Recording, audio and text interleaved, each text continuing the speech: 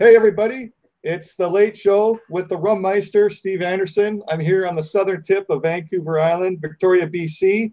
It's June 15th. You know what that means. Write it down on your calendar for next year. It's Johnny Beane's birthday. Yeah. Woo! Thank you. Thank you very much. Very nice. Yeah, and co-host tonight, we have from Santa Monica, California, on his way to a hockey game, the reporter, Caleb Rapoport. Hey guys, how you doing? I'm on the 405. And the host of the show really is his channel from Santa Cruz, California, birthday boy, Johnny Beane. Yeah, thank you. Sorry, Thank you very much. You can't see me. Yeah. And we've got Jay Hannon is mixing himself a rum drink, everybody. So he'll be here shortly. In the chat, we've got Matthew Stewart, Chris Link, Dan Halen, R2R3, Sean Zimmerman, Mad Dog, R2, we said, Fender Guru from New Zealand. We're global here. New Zealand, Fender Guru's here. Nice. Yeah. So, Caleb, what's the deal with hockey? You're with a different bunch of guys. This is a new thing. You haven't played in a while. It's that same group I was playing with a few months ago. So I somehow mysteriously appeared back on that email list. So I'm gonna try and stay on the email list by going. So what do you think happened? They probably lost a few guys. You know, like they're probably having trouble with numbers or something. So, Caleb, what's your position there on the hockey team? Oh, it's pickup, so it's kind of like wherever they put you. But I prefer to play a forward. But okay. I will play defense, but I prefer to play forward. So, Caleb, are you a winger or a centerman normally? Well, when I was younger, I was a centerman because they did all the skating. So now I prefer right wing. So that's my preferred side. Left-handed shot, right wing. So I'm on my off wing. So Caleb, what's the difference for you personally between playing center and winger? Well, I mean, the centerman has to go, back behind the net on both ends usually and tries to help out the defenseman, and the wingers just hang out high in the zone looking for an outlet. So if you're a centerman and you're kind of hanging high, no one likes a guy who plays center like that. So you're not gonna be a fan in the dressing room. So, or have fans in the dressing room. So right. It's just a lot more skating. I mean, I'm with my younger legs. It was the thing I like to do, but nowadays I just want to laugh. Yeah. So how many teams are in that league, Caleb? No, I swear it's just pickup. So it's not a league. So it's just a bunch of guys that get together and they put on black or white jerseys and skate around. Right. They have a little horn that goes every 90 seconds and tells you to get off, or something. Yeah. What's the rink you go to, Caleb? Called? It's called the Valley Ice Center, I believe. LA Kings Valley Ice Center. It's in the middle, like Van Nuys, California. Oh, okay. It's about 2 miles from Eddie Van Halen's house, so it's pretty close. It has something to do with the show. I just had goosebumps, Caleb. You know why? Because I'm sensing an In-N-Out Burger visit after this game. There's a tremendous possibility. Yeah. Oh yeah. Some animal sauce. They'll have to do it on air too. We'll still be on, so I'm sure. Yeah, we are. It's World Cup soccer time, Caleb. So I'm on graveyard schedule. I just slept for 4 hours. Oh, you're staying up through? Yeah, nice. Yeah. The first game is at 3 a.m. France plays Australia, so I'm. That's a good one. Yeah, there's 4 games. Did you catch Spain Portugal today? Yeah, I see every game, Caleb. Yeah. That was something, though, wasn't it? Oh. Yeah, it's. I even said it. It was 3-2, and I said, "Don't foul anybody, like in an area where someone can take a free kick." And what happens? The guy pushes them, and the forward wasn't even facing the net. It wasn't like he had a chance to shoot. No, as soon as I saw the spot of that foul, I knew that Ronaldo was going to score on the on the free kick. He that good. So yeah. So it was I could understand if a guy has he's turned and he's looking at the net and has a chance to shoot, but he wasn't. He was like facing his own goalie, and then the defender like pushed him and fouled him. Like, what are you doing? You should just shield him, right? But yeah. All right, enough soccer talk. Here we go, boys. Okay, all right. Jay's back. Yeah. Jay Hannon. Yeah. Go, Caleb. In the new Wolfgang after a week or two. Is he there? Yeah, I'm here. Can you hear me? Okay. I'm trying to find the video. There, you're on. No, I'm trying to load it up on YouTube, but for some reason, I'm not doing good right now. Let's see. Here we go. I found it. Okay. Let me friggin' get this thing ready. I should have done this before. That's okay. Happy 50 Fun 50 to everybody. Yes. 50 Fun 50 Friday. Yeah, that's right. So Caleb, while Jay's setting up here, Caleb, did Nerd Halen do any jamming this week? No. Oh, okay. No, my bass player is a busy guy, so yeah, it sounds like it. Really hard to lock him down. He had to get on a plane yesterday and fly to Connecticut to fill in for the. Do you remember the band The Time, Morris Day and The Time? Yep. They have a gig in Connecticut tonight, and he had to go fill in for the bass player. Something he's never done. He's played keyboards in that band a lot, but he's never actually come out front and played bass. And tonight was his first time doing that, so he's very busy. Yeah, at least he knows the songs, though, right? That's true. Yeah. But, okay, Jay, are you with us now? I'm with you. Okay, man. What's new, Jay? We're talking Wolfgang. How's the guitar since you've had it for a week? Caleb's asking. Well, Steve, first off, cheers. Oh, hey. Cheers, buddy. Yeah, here's to Johnny's birthday. Johnny's 29th birthday. Yeah, and he's not even, is he around? Where is he?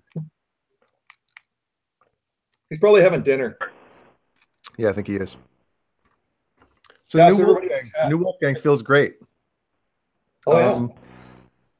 I'm still tweaking minor adjustments, Yeah. But it feels wonderful, It's cool. It's close to the kind of close, I guess, to the USA, the feel of the neck, but the USA still has whatever extra sauce on it.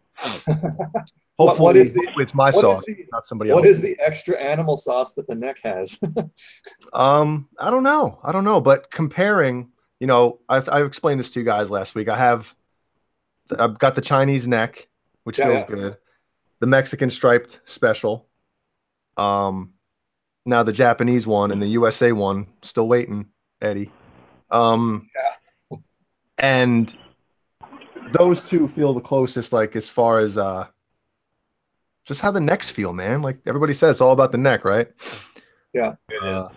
So, and then obviously the stainless vintage frets, which just work so well with that guitar. So Jay, is there a difference like with any kind of lacquer that they put on either of the necks, or is it the same? Do you think? It's definitely not. The Mexican neck feels like it's totally wood. It just feels like an unfinished neck, and there's a slight grain to it, like very, very subtle. Yeah. You can feel, the wood. Yeah. Whereas those two, the Japanese and the USA, it's completely smooth. I don't know. I think they do put some kind of it's not lacquer, obviously. It's not shiny. Yeah. But Johnny and Dave know exactly what's on the back of those necks. But I imagine if you went to some site, an EVH Wolfgang site or something, it'll say exactly what finish is on each of the different models, like the necks. Mm-hmm. Yeah, it probably has it written somewhere. It must. Oh, I'm sure it does. Yeah. Probably someone in the chat knows. Yeah, I'm sure we're going to be getting it in a second, Yeah. We got 22 watching. Thanks for being here. David Stratocaster Ennis is in the house. It's Lil David Ennis now. David Ennis. I wonder why he changed his name. Anyway, oh, John BL. Yeah, I was just like, what's happening right now? This whole place, like I downgrade. I only have like 5 guitars out here because my house is World Cup soccer house. So like I see every game. My friends know it. Guys will be rolling in here at 3 a.m. for the France is playing at 3 a.m. So everybody that I know in Victoria, like everybody comes in here. There's 4 games tomorrow. Like over the next like 15 hours, there could be anybody walking in here. So yeah, anyway, I had to clear out a lot of stuff for people to walk around. This I've showed it on the show back in like December. This is a Washburn Sammy Hagar Cabo Wabo guitar. There's only 75 made of red and 75 of yellow. And see, it says Washburn on the headstock and Sammy Hagar signature on there. That's like a sticker. He didn't sign it. And it says on the 12th fret here, no, sorry, 17th fret, it actually says Cabo Wabo. It's not a dot inlay like the rest of the neck. It actually says Cabo Wabo. And you guys know that I go down there over a ton of times over the last 25 years. So when I saw one of these back in the late 90s, yeah, okay, there's only 75 of each color. Yeah, I'll take one of each. And yeah, they're pretty cool. So you have a yellow one too? Yeah, hold on. Oh, here it comes. There he goes. JJ's House of Jam says a very thin nitro lacquer on the Japanese neck, which wears off quick, gets super smooth. There you go. Here's the yellow one. Oh, that's nice. Those are like, it's like mustard and ketchup. Yeah. The condiments guitar. There's the headstock. Condiments. Washburn condiments. Yeah, yeah, they're pretty cool. I'd say like some of those Kramer 1984 guitars that you see, I've mentioned to you guys, the sides of the neck, the wood, not the frets, but the wood is almost kind of sharp. And then the Fender Strats or the Charvel EVH Art Series or the Musicraft necks I have are super rounded. This is kind of in between. This is kind of in between. So yeah. Cool. Yeah. And if anybody's interested, right now on eBay, you can get either color. There's one of each color for sale. I think it's like $640 US. If anybody is a collector, maybe JJ. I know he's got a ton of guitars. Each color is available. There's only 75 of each, so it's kind of a rare item, right? Are those micro guitars? No. Yeah, they look small. Yeah, the body's kind of small, but it's yeah. Hold on. Well, Sammy Hagar's kind of small. Yeah, it's true. I'll just show both bodies. Here's my Circles guitar, and here's the Sammy Hagar one. I mean, it's pretty close. Yeah. Yeah.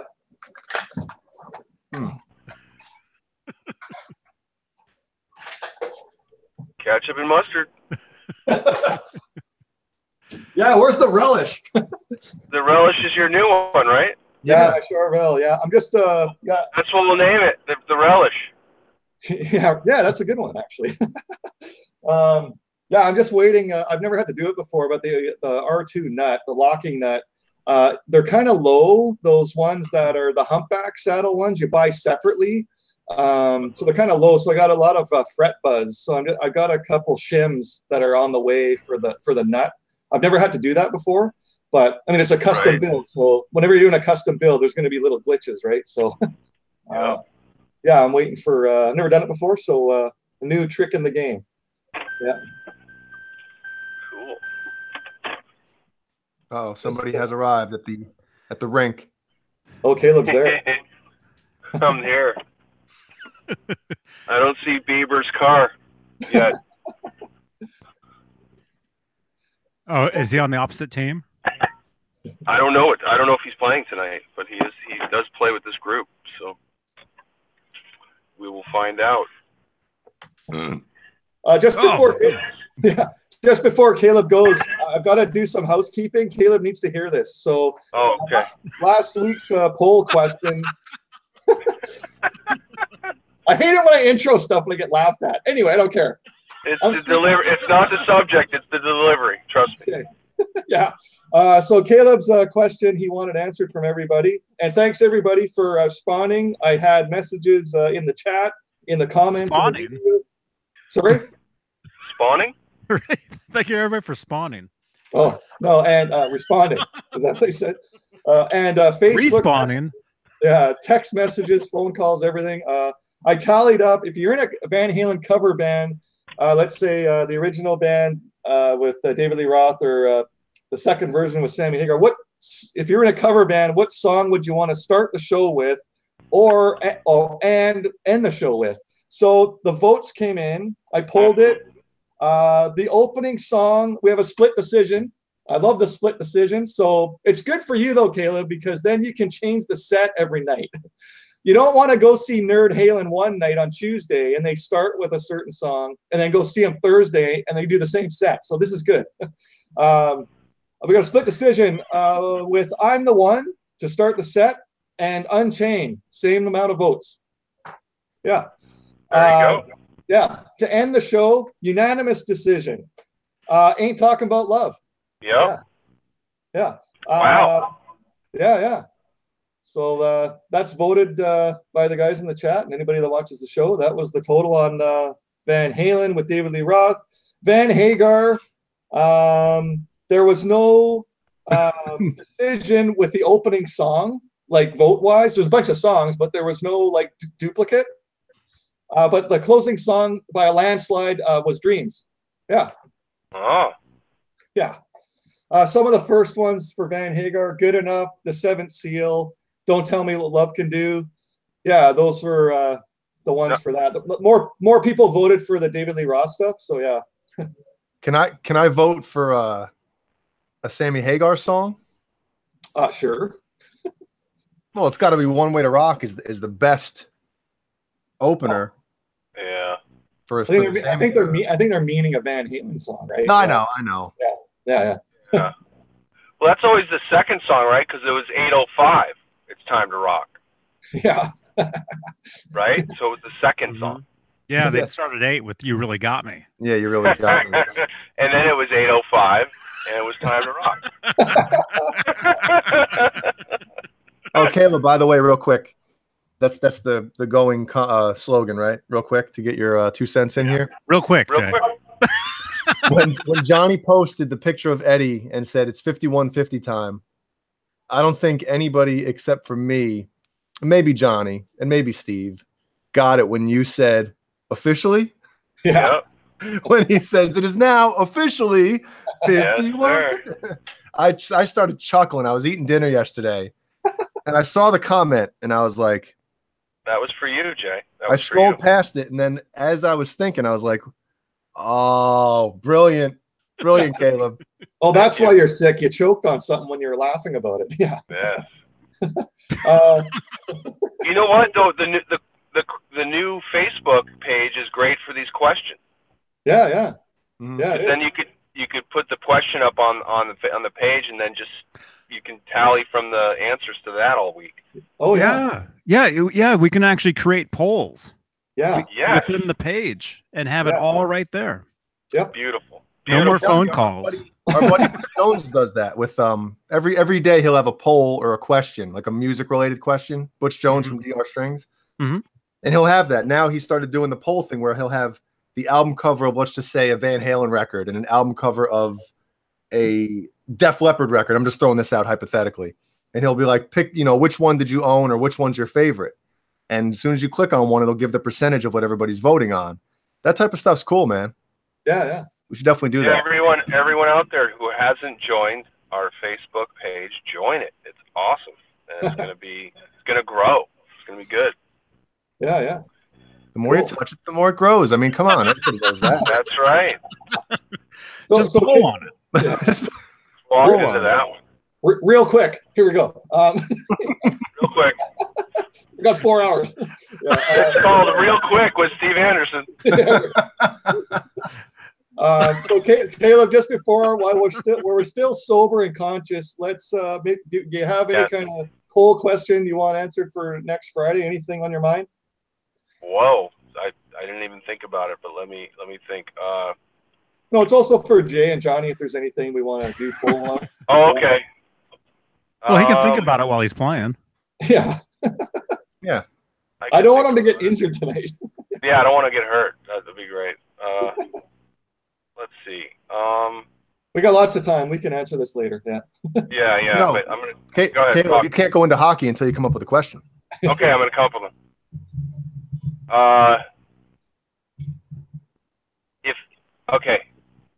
If for some reason something happened to Ed and there was a tour ongoing and they had to fill the spot, who would you bring in? Oh my God. Do we need to answer this? Because I got it. I've got my answer. Besides Vito Bratta, who would you bring? I would do Nuno. I would do Nuno. But go ahead. Johnny? I would say Wolfgang. Oh. I guess so. Yeah, I didn't even think about it. I mean, that's the guy he got guitar lessons from. Michael Anthony. You know? Got it. Yeah. Right. Yeah. So guys, that looked legit, I guess, this week. We saw Wolfgang finished his last vocal track for his solo record. That was all for real, legit? Yeah. Okay. Mm-hmm. That's cool. I wish he'd let me mix it. Yeah.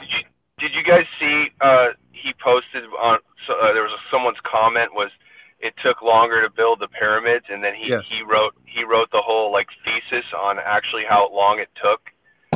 which is I believe the other guy. I mean, let's face it, those things were built, I think, using some technology that we don't know about. But that's here we go. This is Jay's other podcast. The guy behind you started glowing when you were talking. He started sweating. I don't think aliens built it, but I think there was some kind of technology that was either handed down or something that they had back then. Because I mean, come on, it's impossible. You can't even do that now with the modern technology.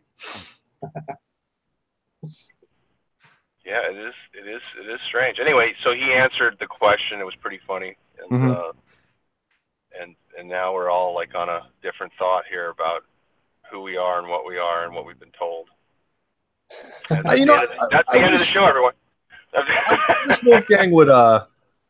He seems to only respond to people that talk a little crap, you know. Right? Yeah. Yeah, it is funny how like he's a bit sensitive. Yeah. He goes right after people. Mm-hmm. Quickly. And I love that he's busy like hunting down fake Van Halen sites, like fake Eddie pages on Instagram. He likes to call out and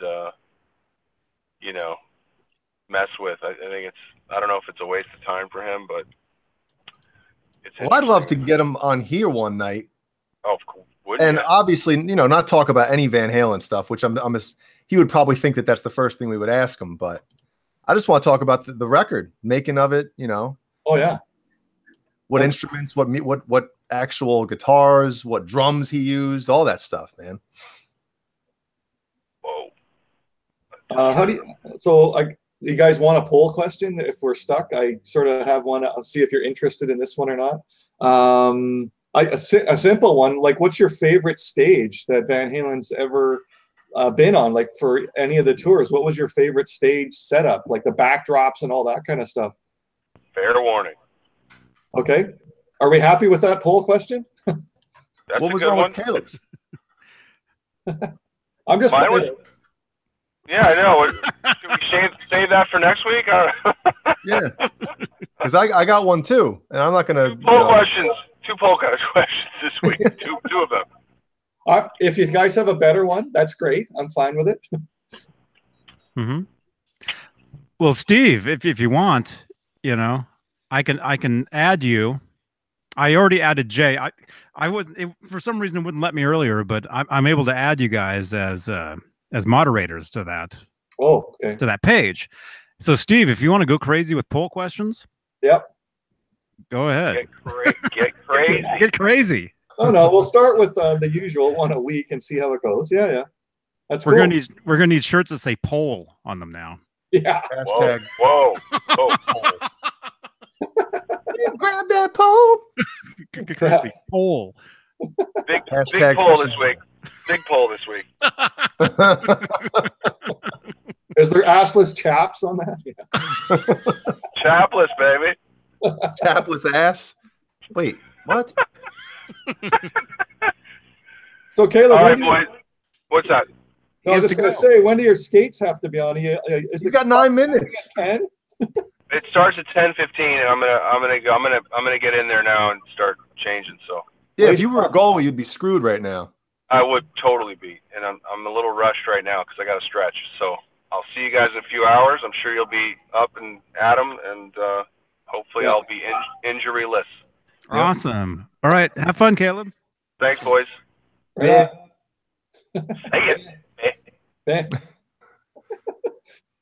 Wow. So we're gonna be visiting the In-N-Out Burger in a couple hours when Caleb's out of there.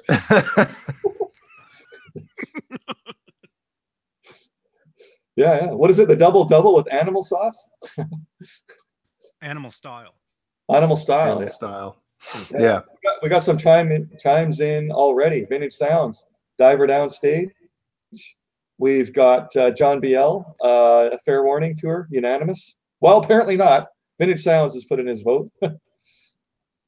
Right on. Fender Guru likes the 5150 setup. Mm-hmm. Yeah, that was a cool stage, that one, with all the different, how vast it was. Yeah. It's funny you say that because when I was at the Lamb of God Byzantine show on Monday, Oh, yeah. they had the same kind of thing, like the grates along the back, but instead of like slight, like the ramp up, it was steps on the back, but it looked the same. It was like the same type of material that they had. So after the show, Really? I mentioned that to Willie, one of the guitar players from Lamb of God. I was like, dude, the stage was kind of like, the rise up on the back was kind of like the 5150 tour. So, Wow. Did he say anything about it? Like who they got to laugh sort of about it. He saw my shirt. I was wearing the 5150 guitar shirt. Oh yeah. So. Yeah. The Vigilant like the Us Festival stage. Cool. I'd have to go back and look at them. I'm sure there's a website that has like all the stage setups from every Van Halen, tour. Yeah, you could just look up every single year. Basically, they had a tour every year, 78 right through 84 anyway. And then they'll have photos of the backdrops and everything. Yeah. It's funny how they went from all these amps in the back. And I'm sure everybody knows that for the most part, when a band has, 20 guitar cabinets in the back, they're mostly dummy cabs. I don't know if anybody knows this.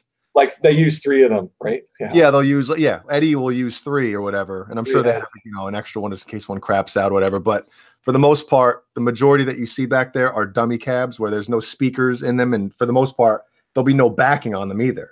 It's an empty shell that has, Marshall or Mesa Boogie or EVH or whatever. Mm-hmm. Mm-hmm. So, yeah, well, actually, the all the amps that you see on stage behind Eddie, none of them are real. They just glow. There's no guts in them at all. His actual amp is on the side of the stage. Mm-hmm. But yeah, as far as my favorite stage setup, and I'm sorry, I'm eating dinner right now. That's why you can't see me. I remember when I was a kid, and I would see pictures of the 1984 stage with all those speakers and stuff behind them. Yeah. I remember thinking, oh, that's got to be so loud, Yeah. But yeah, none of that stuff is actually on. But I really dig that stage because at the end, the 1984, these lights would come down. Yeah. And then in the background, you would see, well, you guys know him as the Hammer Man, but he's actually called Little Man. The Exterminator dude. Western Exterminators, yeah. And it's funny, Steve, on most Sundays, we go down to this town called Salinas. Yeah. And we hit up In-N-Out Burger. And across the street from In-N-Out is a Western Exterminator. Yeah. So I see the trucks and the logo of the Hammerman right across the street while I'm eating an In-N-Out, Yeah, you've posted those on Facebook, I think. A couple shots of that. No, I sent them to you guys privately.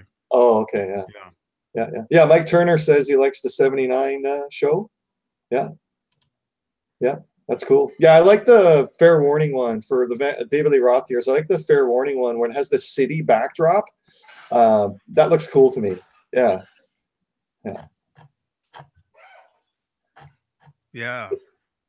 John BL says the lighted VH logo.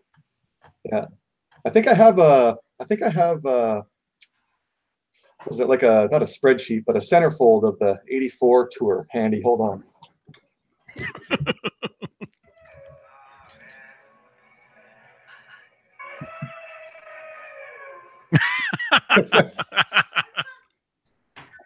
Wait.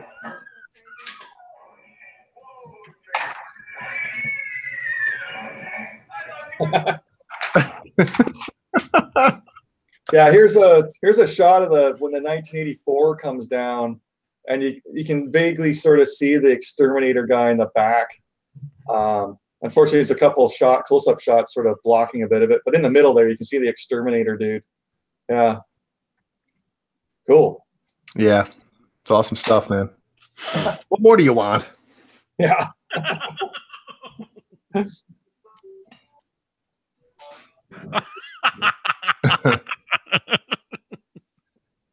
So, Johnny, what did you get for your birthday, man? What kind of gifts we talking about? I saw you had an unboxing earlier. Do you get gifts when you turn 29? Yes. No, the truth is, no, I didn't get anything. I got the truth is Jay and Dave got the same thing I did. Yeah. It was birthday presents for all of us. It was a shirt that you see Jay wearing. The hashtag Winger Wednesday. Yeah.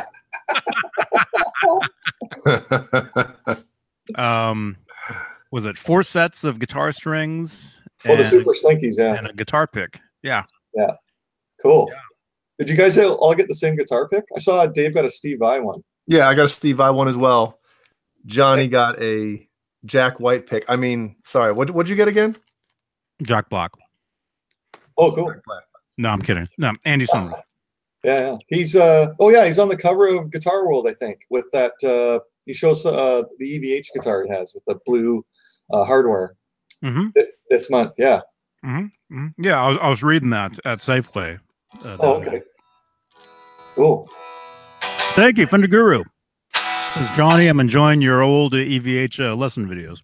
Oh, yeah. Cool. I'll do more of them. There'll be more of them here. Yeah. So, Johnny, did you go out for lunch or anything like that for your birthday? No. Oh. No, I didn't. He didn't do anything. I didn't do. He jogged. He ran a hill today. I ran up a hill. That was my birthday present to myself. I heard you had trouble breathing at near the top. No, not even near the top. Like halfway, not even halfway through. Okay. It's a pretty good sized hill. I think I'll. Well, see, Nesdal doesn't believe I'll do that every day. I'm doing it tomorrow. Wow. I'll do some sort of a. I'll film it at some point so you guys can see what I'm actually running up, and I guarantee you, 95% of people wouldn't do it. But I've been walking up the hill the past few years anyway, so I'm kind of used to it. Well, yeah. We got a new name in the chat here, Princess Chewy. Has anybody heard of that person? Hey, Princess, what's going on? Yeah. Any questions, Princess Chewy? Just go ahead and type it in the chat. We'll always give you an honest answer. And if you think we're wrong about something, what do you mean we? Yeah. What's this we crap?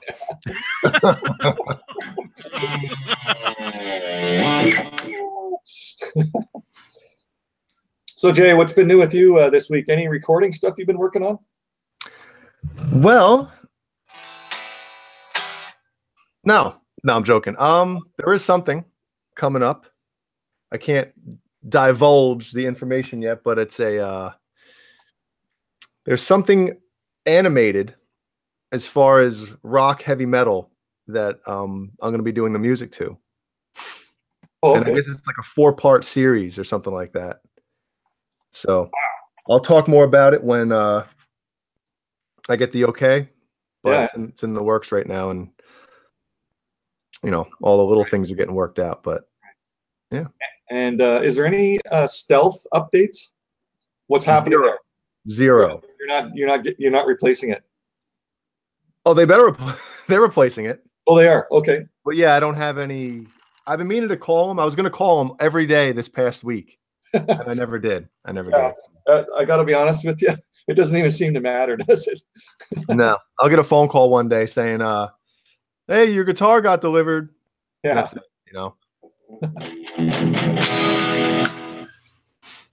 Nice. Yeah, this thing feels awesome. Oh yeah. And it looks awesome. And sorry, one of the volume knobs, one's volume, one's tone. One of them's low friction and one's high friction.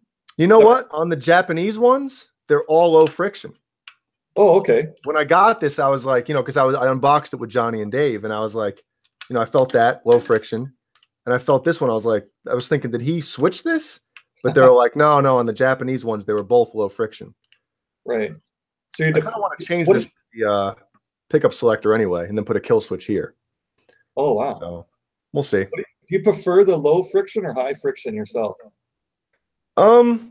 If this was my signature guitar, yeah, this would be slightly kind of lower, because with the way that it is low friction, with the way I play sometimes, sometimes I'll nudge this slightly. So if it's all the way up, next thing you know, I'm playing and it gets nudged a little bit lower, So you wish it was high friction, that one. I almost wish it was like normal friction. What I mean? I mean, I get the whole concept, and it is a great idea, especially like, just doing that. You're on, you're off, you're on, you're off. Yeah. But it's kind of in my wheelhouse of where I'm playing sometimes. Like my pinky will nudge it. But you can complain about anything. You know what I mean? No, it's just personal preference. And like Johnny or me, like I'll bastardize sort of any guitar to make it what I want, right? Mm-hmm. Yeah. Princess Chewy asked, so does this stream have a particular theme? We basically talk about Van Halen, EVH Gear. It's loosely based on that stuff. The late night show, which is what you're watching now, which is Steve Andersen Takeover. That's me. It's super loosely, we talk about anything on this. Yeah. Uh-oh. Can I make a request? Oh, here we go.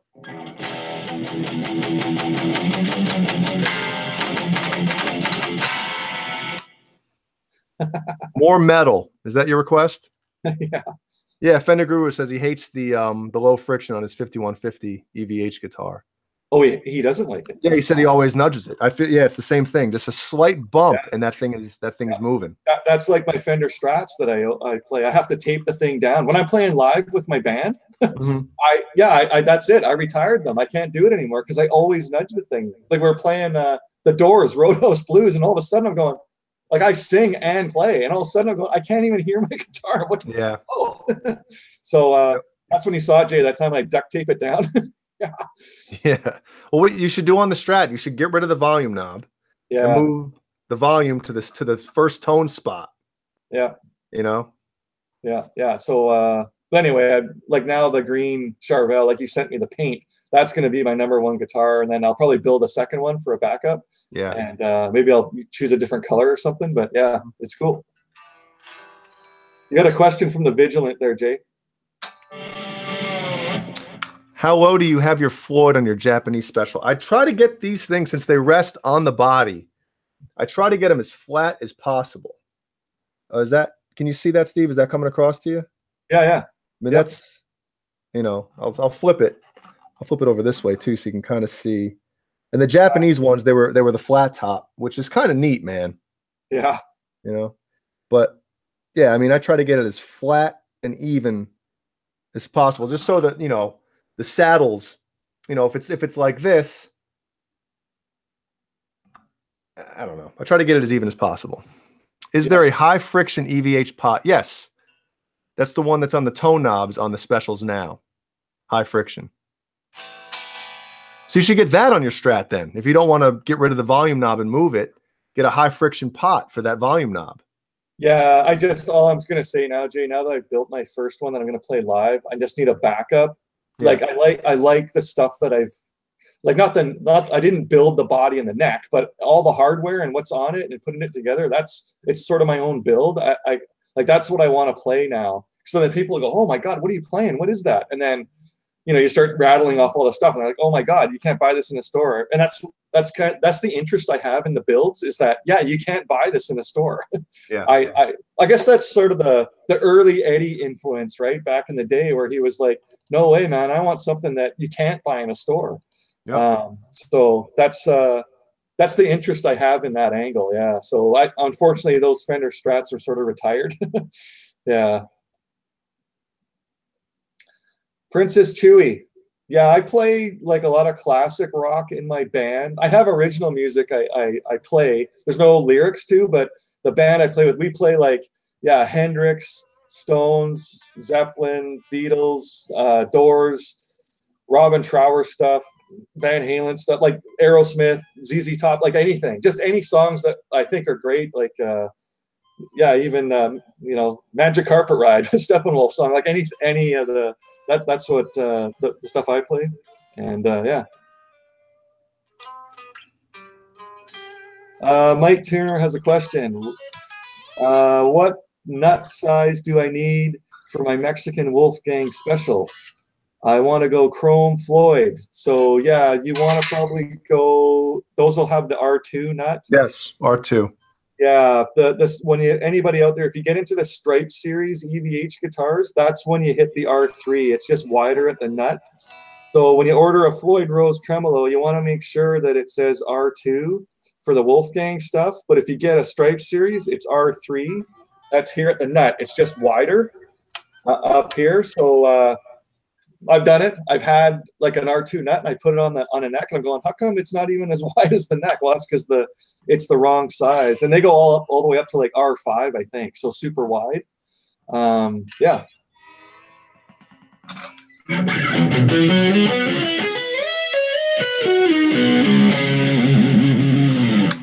Hey, Jay, can you read Chris Link's question? Need a replacement bridge for a BC Rich Warlock. Is it the same as a Les Paul wraparound? I have no idea. Me neither, Chris. I'm sorry. I'm a Strat body and a maple neck guy. I never went the Les Paul route. That's a Nesdal question, probably. Yeah, probably. Might want to save that, Chris, for maybe Tuesday night, 5 o'clock Pacific, when Dave Nesdal's around. He used to work at a guitar store for like 20 years, so he sort of knows the answers to those ones.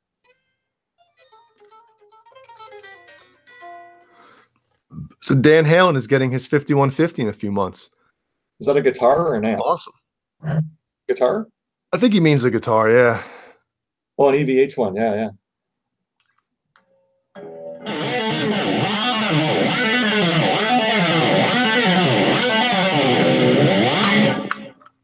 Princess Chewy, just to let you know, we are from sort of the second version of Van Halen guys. When Sammy Hagar joined the band 5150 tour in 1986, so our guitar is kind of the Kramer 5150 is the one that we like. I think the generation that is from the original band with David Lee Roth, they tend to lean toward the Frankenstein. Not that I wouldn't like one, but just for me, you only have so much money to spend on these things. So that's the one. I have the EVH Stripe Series one, and I also have a Musicraft build that I did of the Kramer 5150. So that's sort of where we sort of stand with that.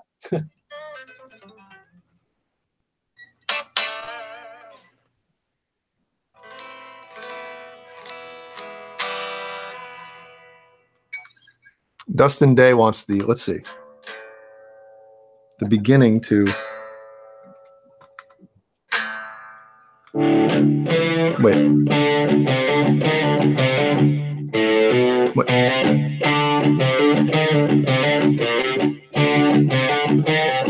How's it go again?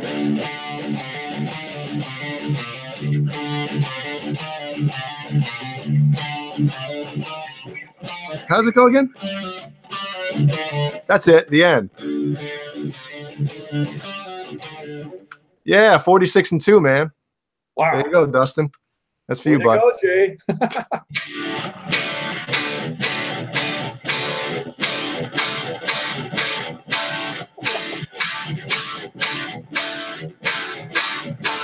That's the very end. Oh, man. Yeah, Princess Chewy. This is Musicraft Kramer 5150 I built. Here's the headstock. This is from a company called Musicraft. The banana headstock, maple neck. This is a Kramer Pacer poplar body. This is a whale tail Floyd. That sort of always, with these replicas, puts it in the next level because there's only so many of these around. And it's a Seymour Duncan 59 pickup. Humpback saddles at the R2 nut, like the Kramer 5150 had. String retainer. These are Gatto 90-degree tuners. That's what you want for the tuners for the replica. I got it basically part-wise as close as I could get. And it's a 37 millimeter steel block on the back, not brass. If you get a 84 Floyd reissue, that has a brass block, but the Kramer 5150 had a steel block, and this is a 37 millimeter one. And yes, I painted this myself. Yeah, it's sunset orange is the name of the color of this paint, and just basic. This is all Schwinn bike paint is what I use. That's what Eddie used to use way back in the day, but guys argue later on it was called Duplicolor. But you know, when I look at this right away, I mean, as soon as I sprayed this, before I even did my first swipe, I was kind of like, oh my God, that's the color, man. That's the color of all of Eddie's Kramers back in the 80s. So a lot of guys mix and match a couple of colors to get this red. But for me, this is it right out of a can. This is just 2 coats. So this right out of one can. So yeah, it looks good to me anyway. So yeah, good stuff. And for those of you who don't know, Steve was kind enough to make me this. Oh, yeah. My license plate. Yeah, and that's the same paint I used for that build. That's the same, out of the same spray paint cans. Yeah. So the argument was, Jay was like, all mad because at the Van Halen store, they have a license plate, but it's like not even. Yeah. Yeah, the license plate you get on at the Van Halen store is sort of not even close to accurate, but that is like complete match to what I built, right, or painted on the guitar body. So yeah.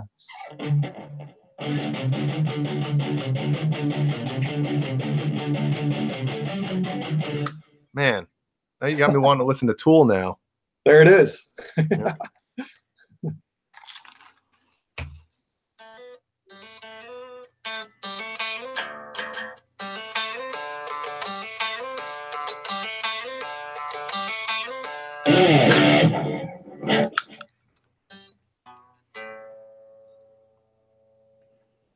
Yeah, cool. Thanks for all the questions in the chat, guys. We've got 22 watching. We got 15 thumbs ups. If you get a chance, hit the thumbs up. I guess Johnny's busy with his birthday dinner.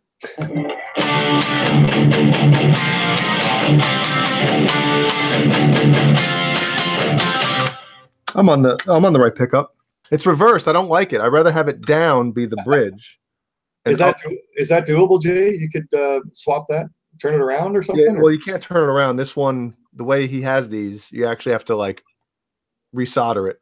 You can't just spin them. You can't loosen it and spin them. It'll snap or something. I guess they don't have the ones you can just spin around, but whatever. Yeah. Trying to get used to it. JJ's House of Jams in the house. Right on.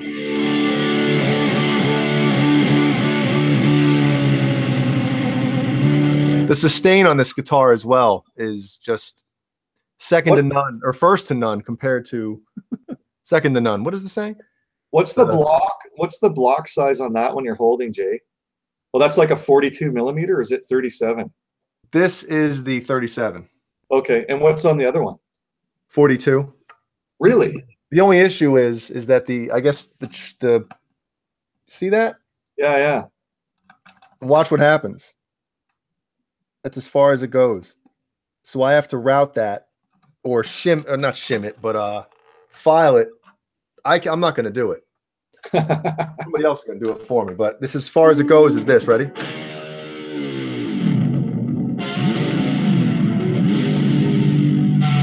As far as the bar goes, you can't really see it, but that's not very far, you know?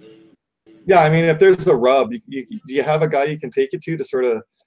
I don't know. Right out? Oh, okay. So I know you had a setup guy that you take your guitars to, right? Yeah, Dave Nesdahl.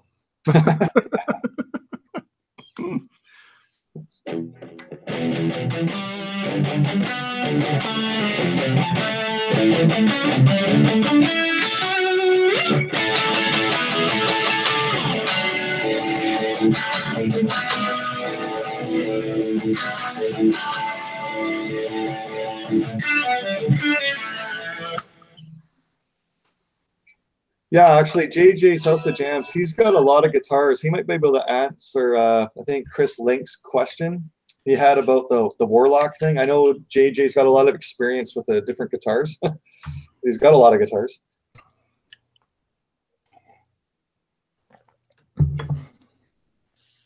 Princess Chewy. So I take it you guys think Eddie is the best guitarist, or does he just have a unique sound? She thinks the latter. Well, listen to Van Halen 1, okay? And then remember that was 1978 when that came out. I mean, nobody was doing anything close to that. And every time I hear that album, it's like, oh man, Eddie's doing some cool stuff. But then when you think 1978, that's what he was doing? Yeah. So just, you know, I mean, if you're talking about just going on a guitar duel with somebody, you know, it's a whole different story. But he's not only a great player, he's a great songwriter. He's tight as hell. His rhythm playing is phenomenal. I think he's like a jack of all trades guitarist that's like great at everything. You know? A lot of these shredders and guitar heroes, yeah, they're great guitar players, but have they written consistently great albums throughout their career? And for the most part, no. Okay. You know what I mean? Yeah. Look at Steve Vai, for instance, who I think Steve Vai is probably in my opinion, the greatest guitar player. But you know, his latest bunch of albums, they're like, eh. You know what I mean? Really? Yeah. I haven't heard them. I haven't heard anything. They're okay. They're not bad or anything. It's just, you know, yeah. Yeah, JJ's House of Jams just chimed in. He says, don't really know much about BC Rich, except if it's an original 80s, it's worth high dollars. Thanks, JJ. He says, Sinner would know about the Warlock. Yeah, so Sinner, if he chimes in, he'd have an answer for that. Mm-hmm. Hey, Zach. Yeah. I'm here. Danny's here. The birthday boy. The show's starting now, guys. Forget everything else you just saw. That wasn't. Yeah. Yeah. No, I just had dinner. I just finished eating. And what was the birthday dinner? It was Whole Foods rotisserie chicken with mashed potatoes and peas. Nice. It was good, and it was amazing since all I ate today was a fried egg on a piece of toast. That's it. And that was after I ran up a hill. Nice. Mm-hmm. Yeah, so you could have had like bee's knees on toast, and it would have tasted great. Mm-hmm. The one thing that I'm well, I'm not mad, but is, on your birthday, you can go to different places and get free food. Yeah. Mm-hmm. And I don't know if you guys know Habit Burger, Habit Grill. I think it's basically just a California thing. I could have gotten a free burger from there today, but I didn't. I totally forgot. Yeah, Firehouse subs, Jersey Mike subs. Jersey Mike sent me an email, and I'm thinking the coupon's probably good for like a one-time thing, so I can grab that anytime. Yeah, you don't have to go in on your birthday. But Jay, did you know we actually had a viewer? I can't remember the username. He actually ran a Jersey Mike's, and and I would talk about them on the show here. Like I really want to try Jersey Mike's. That sounds good. And it turned out a guy that was watching us actually ran one of them, and he sent me a couple free coupons. And then what happened? And I ate them.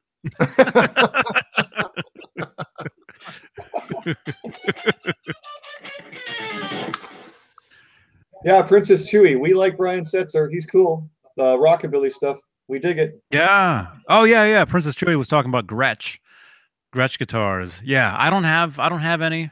Actually, I used to have a what was it? One of the import Gretsch. It was real sparkly. It had somebody was talking about a wraparound. I think it had a wraparound reach around bridge on it. It was a nice looking guitar, but it was a cheap import, so it didn't sound, great, but Gretsch guitars are awesome. And actually at this year's NAMM show, just a few months ago, whenever that was, January, I got to watch Dwayne Eddy actually at the Gretsch booth. Oh, wow. When you saw Mike Taft? He was playing. Mike Taft was there. Yep. Chip Ellis was there. Chip was actually playing with Dwayne Eddy, actually playing guitar along with him. I got to be a part of that, watch that, and that was amazing. Very cool. Yeah. So Johnny, there's a question I just scrolled up a bit. Chris Link is asking, I need a replacement bridge for a BC Rich Warlock. Is it the same as a Les Paul wraparound? Do you know anything about that, Johnny?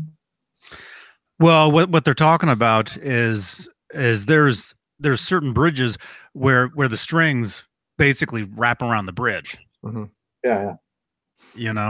And it's like that's almost basically it. I don't know. I'd have to look at do you have the guitar? Can you send us a picture? Yeah. See, this is where the Discord would come in really handy right now. Actually, Absolute Mayhem. I don't know if you're in here. When we got done, Absolute Mayhem and I were sitting there. We were talking within Discord for like half an hour, and he gave me a lot of great information about running it and everything. And oh, cool! Crash course in brain surgery. Yeah. So I know it's not happening right now, but the next, will be Tuesday, I guess, or whatever. Yep. Tuesday, I'll announce the Discord. So if you're on Discord, if you want to join us over there, we'll have a dedicated Discord server for the show. So let's say if we're talking like you're talking about the bridge, post a picture over at the Discord so everybody can see it. So we can see it, And real quick in the chat, name I haven't seen before, Rose Kitchen. Welcome.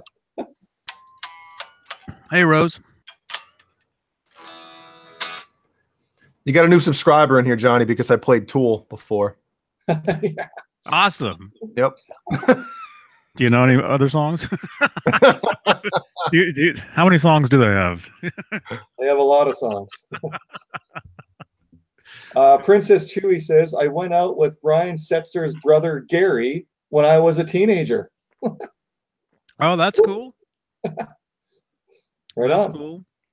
I know. I saw Jay. You guys were talking about how on the stream, there's a lot of EVH talk and Van Halen gear talk. That's really.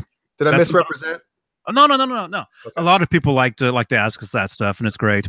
Real quick, Princess, no leave. Did you know there's a Les Paul and Friends? There's a show. Yeah. Les Paul and Friends, where Brian Setzer and Eddie Van Halen actually jammed together. Yeah. At the end of the show. Look, it might be on YouTube. I'm sure it is. So it's a small world. There's everything links. Everything links up. Good night, Princess Chewy. Thanks for being here. Subscribe. Yeah. Thank you. Alice in Chains now. Well, there's the easy oh,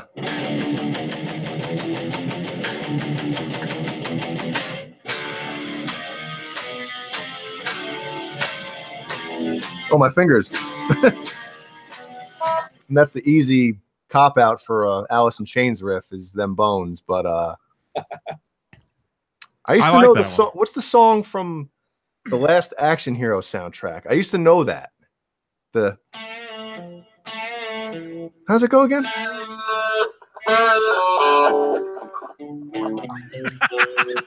Hold on. I know that song. Again? Well, man. Hold on a second.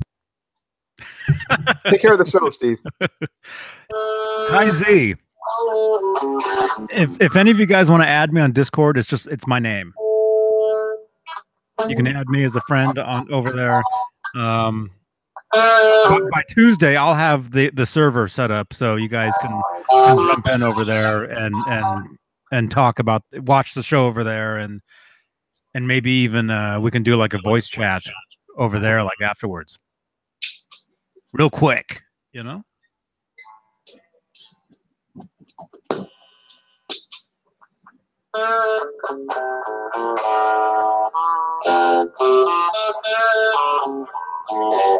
Can't remember.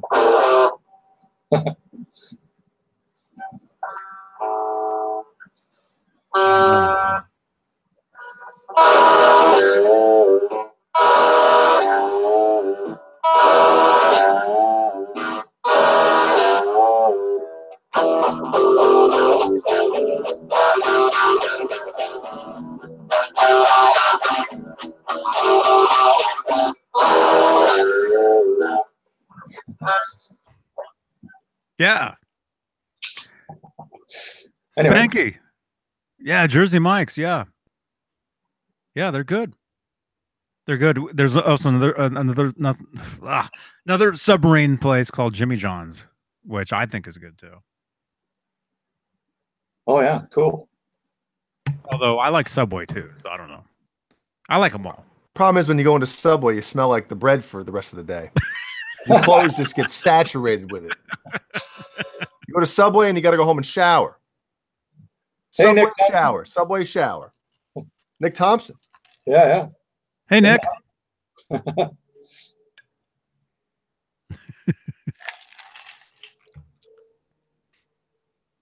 Anybody have any non-guitar questions? Let's get fun here.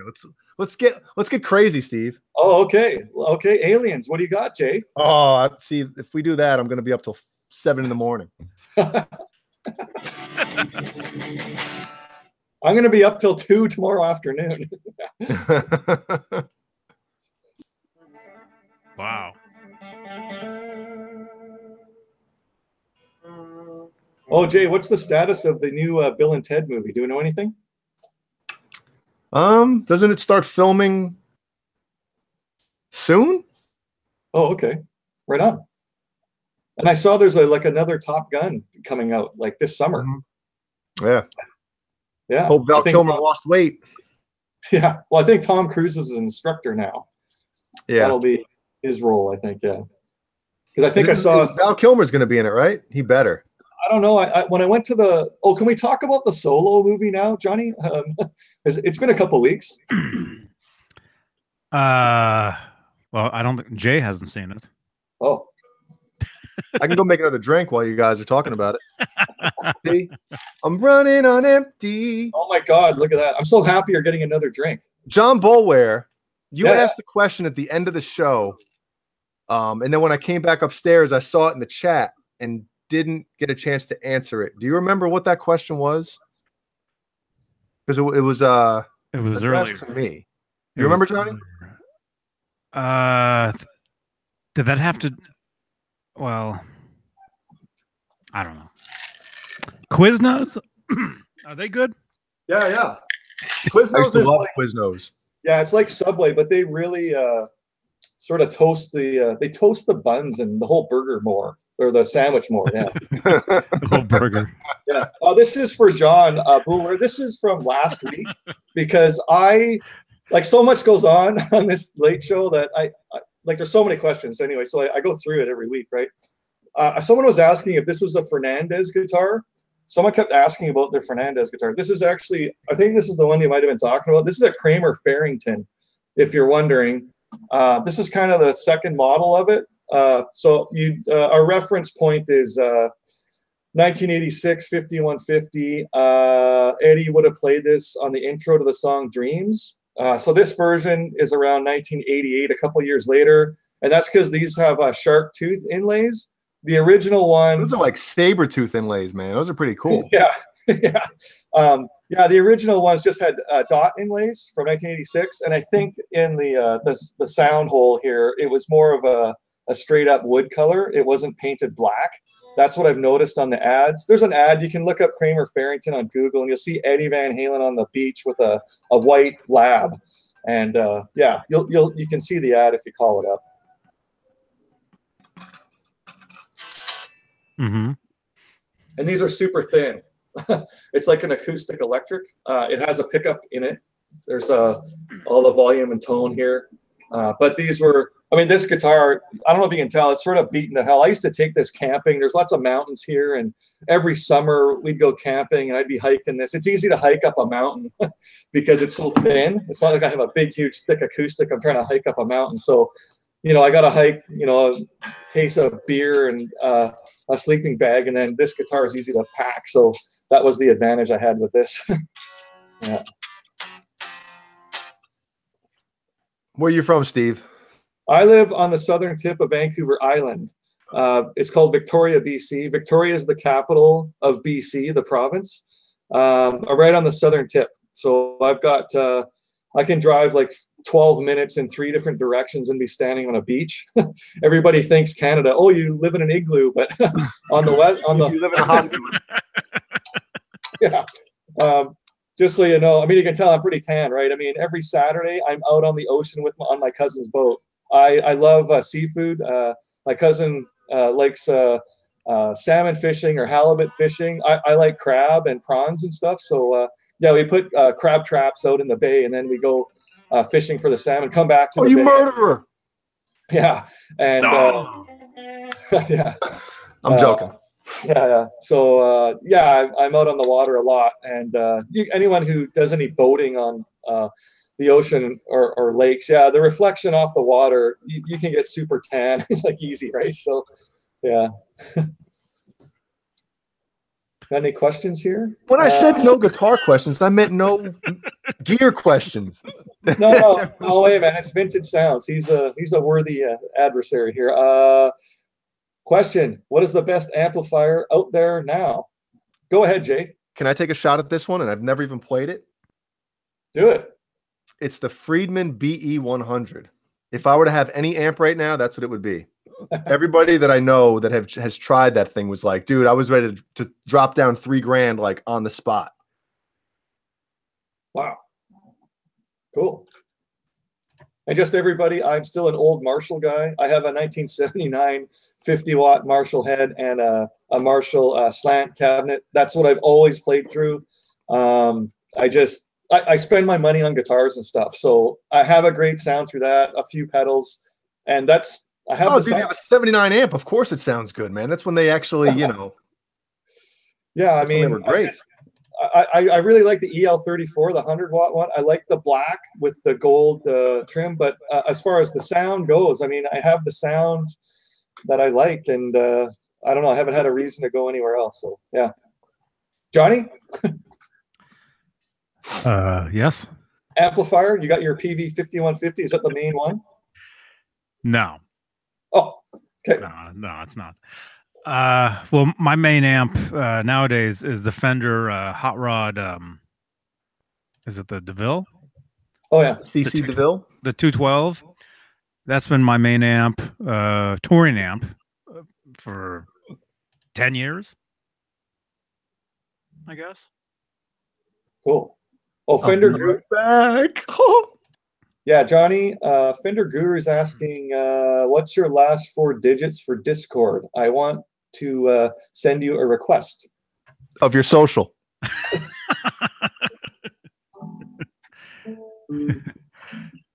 Fender, who's asking me? Fender Guru from New Zealand.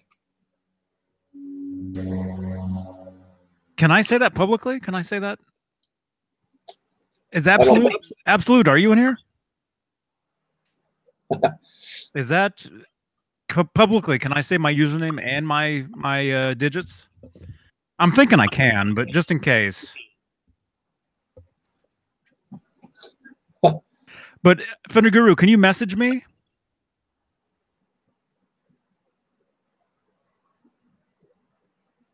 Yeah. Ty Z is saying so people can add me. I'd have to look at it. I'd have to. Let me see. Princess Chewy's still in the house. Right on.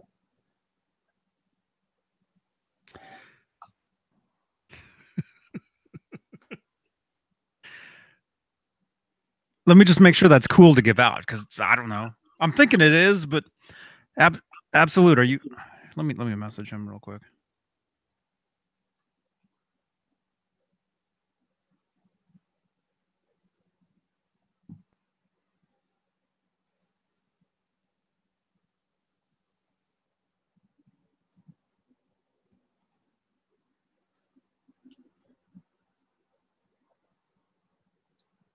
Well, Spanky, they're making a new Magnum PI series. Is Tom Selleck in it? Probably not.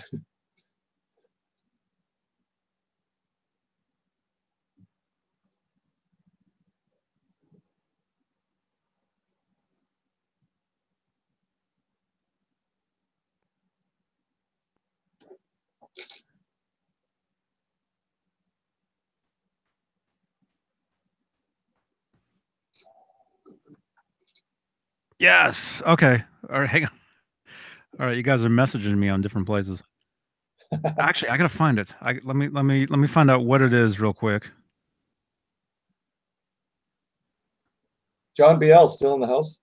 Thanks again, John BL, for the poof shirt and all the stickers and pics, and awesome. Stack of Pound Cakes is here.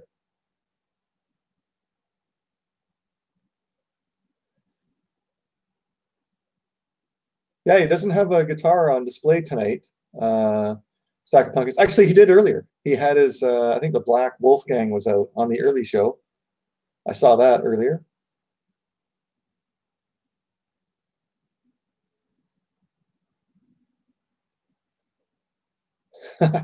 Yeah, John BL, poof. Okay, I'm being told that I should not give that out. That's what I'm being told. I'll give you guys the. Well, hang on. Yeah, Steve, Danny. what? Sorry, Johnny, go ahead. What's new?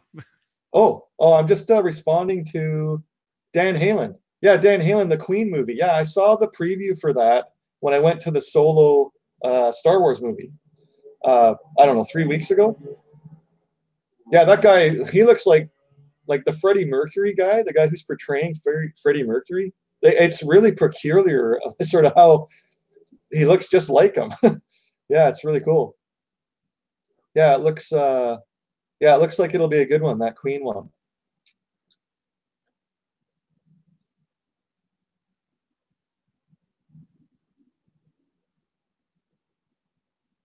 Yeah, Vintage Sounds, a lot of guys are loving that Friedman pedal into the old Marshall. Yeah, I think whatever, I haven't tried it myself. There's one called the Dirty Shirley, I think, and that one's supposed to get you sort of really close to the Ed's Brown sound. When you say Brown sound, I guess for me it'd be like something off of Fair Warning, like Mean Street or Unchained. Yeah, that kind of dirty, crunchy sound. So I imagine at some point I'll get one.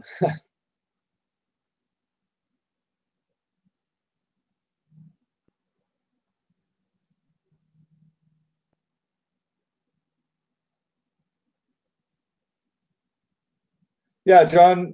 Yeah, sorry, man. It's there's so much goes on on these shows, and I try to do my best to not have sort of quiet moments in the show. I'm sort of conscious of it, so to keep things rolling all the time. And yeah, I see tons of stuff to answer, and sometimes you just can't get to it. So I'm doing 2 or like sometimes 5 things at once. But yeah, I always review the show for all the poll questions, so that's really good because then I can catch up on some of the things that people ask, because we always want to answer you guys. Yeah, I got about 30 guitars in here. There's Fender Strats, there's an Ibanez RG750, lots of EVH guitars, Charvel, EVH Art Series guitars. Got a couple of the Washburns I had shown earlier. I play for the acoustic stuff with my band, I play a Takamine acoustic that has a pickup in it. Yeah, so that's sort of the guitar list.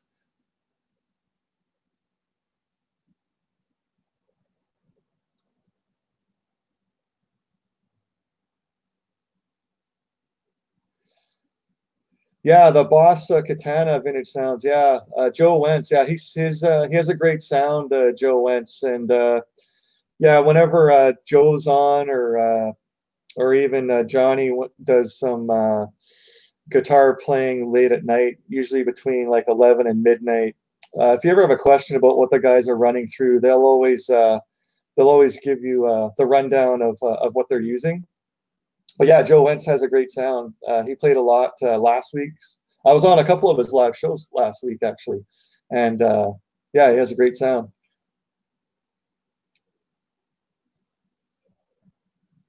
Hey, Dan Willett. It's Johnny Beane's birthday, just so you know. It's June 15th. It's 10:43 p.m. Happy birthday to me. Yeah. Dan, good to see you. Yeah. Dan, I was going to ask you something. No, someone just said Joe Wentz had a great sound through his Katana. And I think, Jay, you have one of those, right? No, I have the Yamaha. Yeah. Yamaha. Okay. Yep. Play Roundabout by Yes.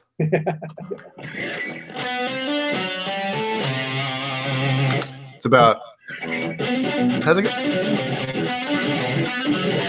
I forget how the hell that goes, man. I don't know. Thank you, Mad Dog. Although I'm actually 54. Yeah, right. Is this me? There I am. Excuse me.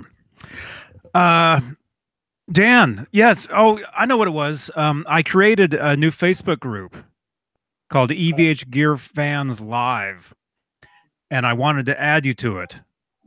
That's what it was, which I guess I can just do. Or actually, the link is down below in the description. If any of you guys want to join the page, the group, click down in the description. It should be like the first couple sentences. Let's see. Johnny, Awesome. I wrote you a song. Nice. It's called 6:15.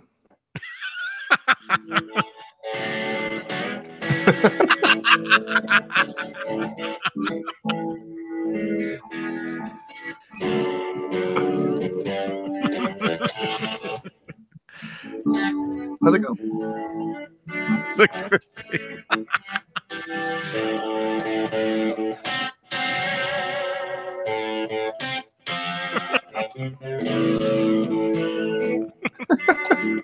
Thank you. It's not over yet.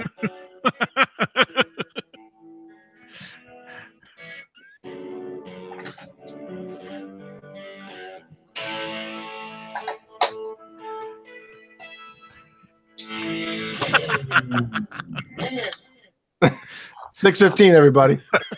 Don't rip it off either. That's mine. That was awesome.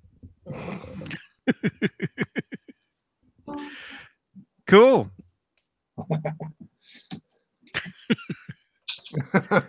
Thank you, Mad Dog. Yeah, I know. I'm 54, but I look 50. It's all good. 54. You look 53. He's fine. Yeah, Princess Chewie. Johnny is an avid Star Wars moviegoer. I go to them too whenever the Star Wars movies come out. Well, the newer ones. Yeah. Oh wait, that's your. Oh no. Actually, I've got a picture of me with Peter Mayhew. Peter North. Actually, I got to meet Peter Mayhew a couple times over the years. Actually, there's a video on the channel here. Search Peter Mayhew or just Star Wars on the channel, and you'll come across all my Star Wars videos and a video of me looking at Peter Mayhew. A picture of me looking at. Try Heat 480 says 7 over 8. Is that from the MULLY tab book? Did it sound that bad? No. Okay. Hold on. What chord would he use for that? Would that be his? Would that be MULLY's? Yeah. Well, the second chord actually sounded good. The third one, if the second one was a little weirder, yeah.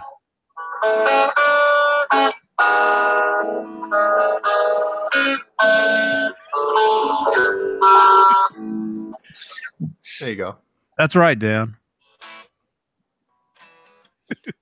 Cool.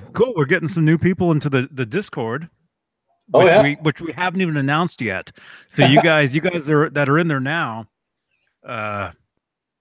just take it easy.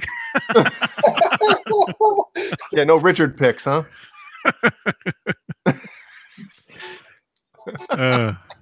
Yeah.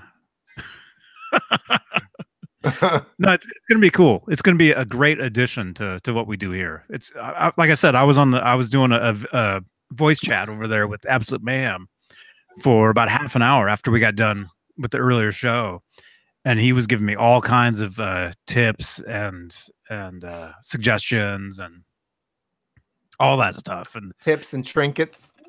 Yeah. Uh-oh. Princess Chewie, oh God, you have Discord. Yeah. Just got it. Yeah. I just downloaded that app onto my computer today. Cool. Yeah, okay. Yeah. We'll get you over there. Yeah. And then actually, Steve, I'll make you a mod over at the EVH Gear Live fans Facebook group as well, so you guys can you can post your polls. Not pictures. Polls, yeah. Is that with or without assless chaps?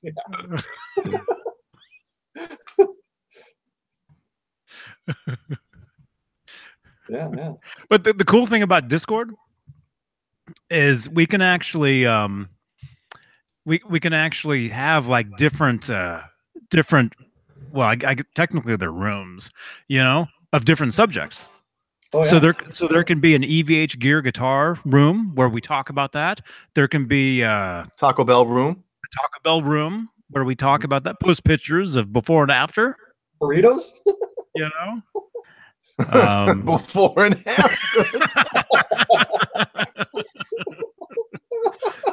Like we talk about before, like with all the food in front of you, like yeah, and then after, like on the toilet, like oh my God. What was I thinking?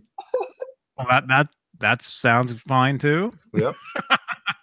That's right. Hey, Ben's in here, man. Hey, man. Dude, Winger Wednesday. Ben, thank you so much. And thank you so much. Where's mine? Got my Steve Ver pick. Mine's over here. Thank you so much, man.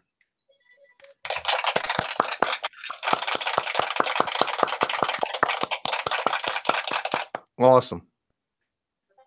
So Princess Chewie is saying you can hook up your Discord to your live stream. Yeah. There's many different things you can do. I'm getting messages right now from there right now. We got people over there. Let's see. Yeah, it's still really under construction. So when I said take it easy, yeah, that's Johnny. How come you haven't installed it into the live stream yet, man? Come on. Oh, there we go. Cool, man. Yeah, he's posting. That's exactly it, man. He's posting pictures over there of his guitars and stuff.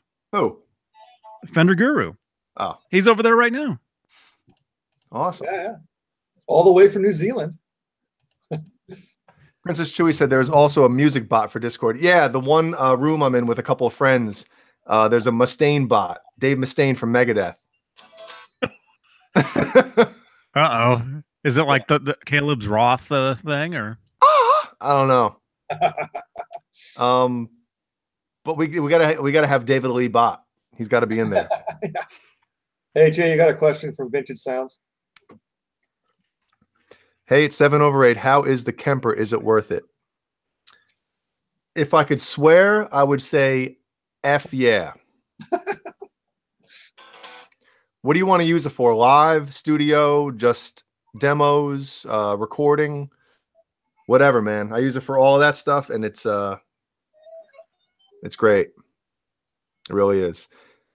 You just got to find the right profiles, because there's a lot of ones that sound like crap, but there are also a lot that sound, they all need a little bit of tweaking. Oh my God, what is going on? It's always the second drink, because I make doubles, so this is technically the third, but oh. Did you just say you need a Twinkie? Yes. That's well.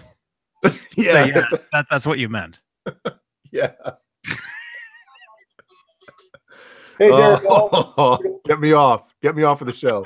No. Sorry, Jay. But most of the profiles do need a little bit of tweaking, because when somebody makes a profile, Mad Dog Jay went twinking. Let's just say they used a Les Paul, right? Guitar with a, whatever pickup in it, whatever. Going into, whatever amp they're profiling, and then into a Marshall cabinet with whatever microphone. And then you get the profile from them using a Wolfgang with a Wolfgang pickup, and then using a Mesa Boogie cab with a 57. So there's going to be slight differences. So there is a little bit of tweaking involved with most of the profiles. But I'm telling you right now, I mean, I haven't hooked up any other amp that I have since I've gotten this Kemper. I've used it on recording, and they sound great. They really do. Nice. Hey, Jay, what rum are you using tonight?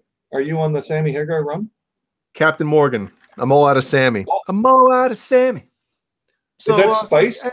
What? Spice rum? Chad Tobin says, Twinking Tuesday. If you send me that shirt, I'm not wearing it.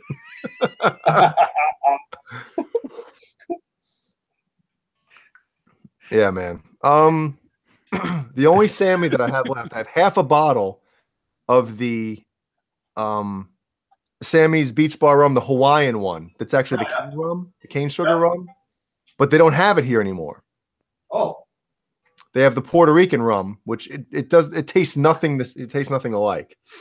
So I'm saving it. I'm saving it for a special occasion. I don't know what that occasion would be, but I'm saving it. Yeah. Who asked me this? Chris Link. How's it going, buddy? Yeah. So this guitar is fixed. I put an 84 Floyd in it, and Dave Nesbill directed me. I used some kind of super glue, epoxy, yeah, I just had to dip basically the metal post. I just had to dip it onto the glue like 3 times around, and it went in. I left it for a couple of days, like 48 hours before I even touched it. And then now the Floyd can dive bomb, no problem. And yeah, I'm not really a detuna guy or a kill switch guy. I appreciate Eddie coming up with all these new things. It's just not something I do with my band, right? I tune half a step down with my band, and we go for it. I don't do any of the detuna stuff, or yeah. So I'm a big fan of these 84 Floyds. They got the brass screws. They got the old collar that's closer to the body. Jay Hannon here likes the higher bar. I like it far away. Yeah, he figures he can do more with it, but yeah, it's all personal preference. Yes.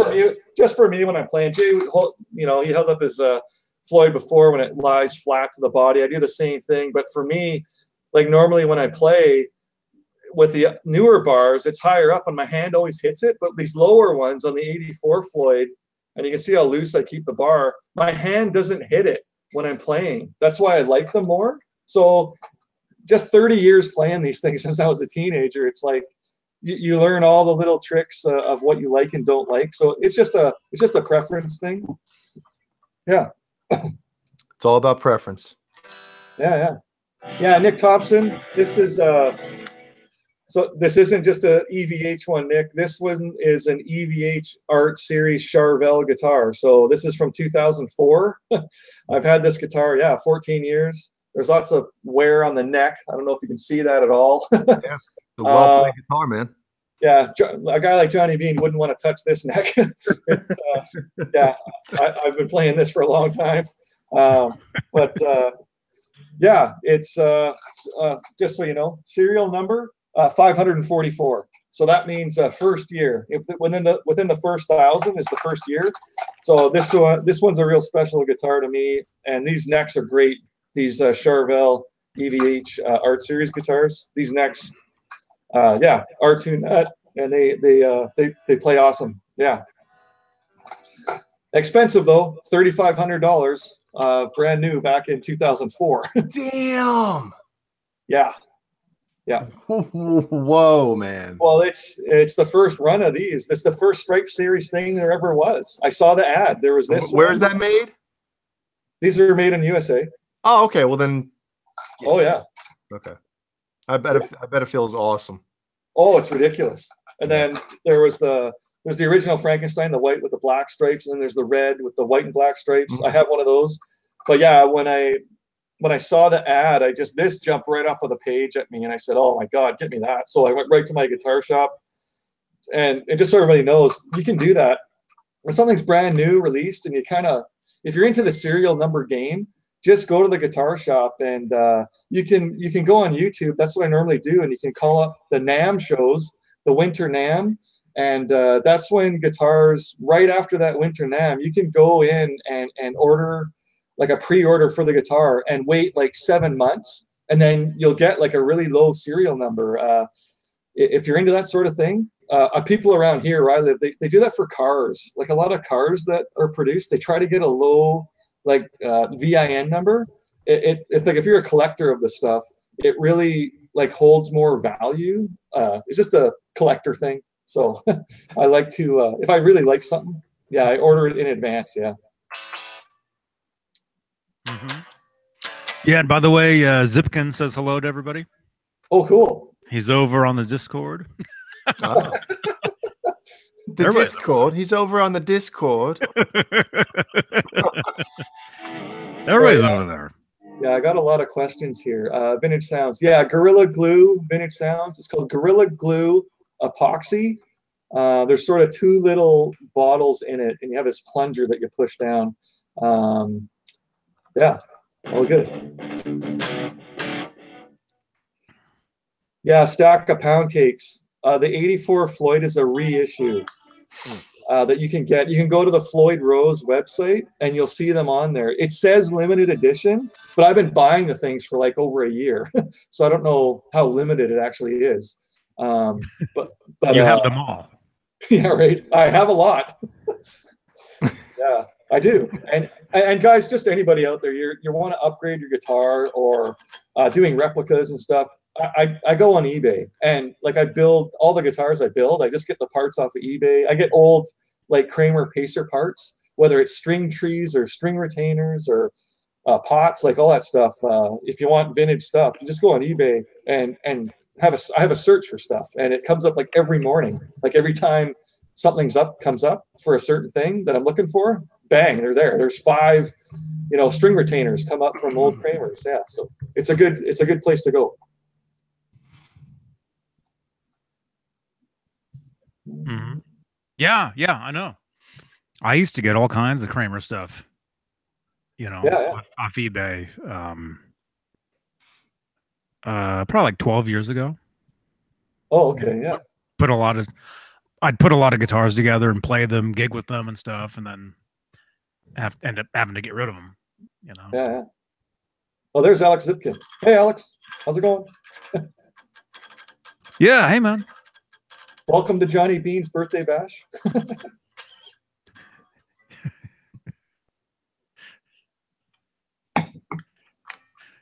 Every time we say birthday, we have to take a drink. That's the way that works. Mm-hmm.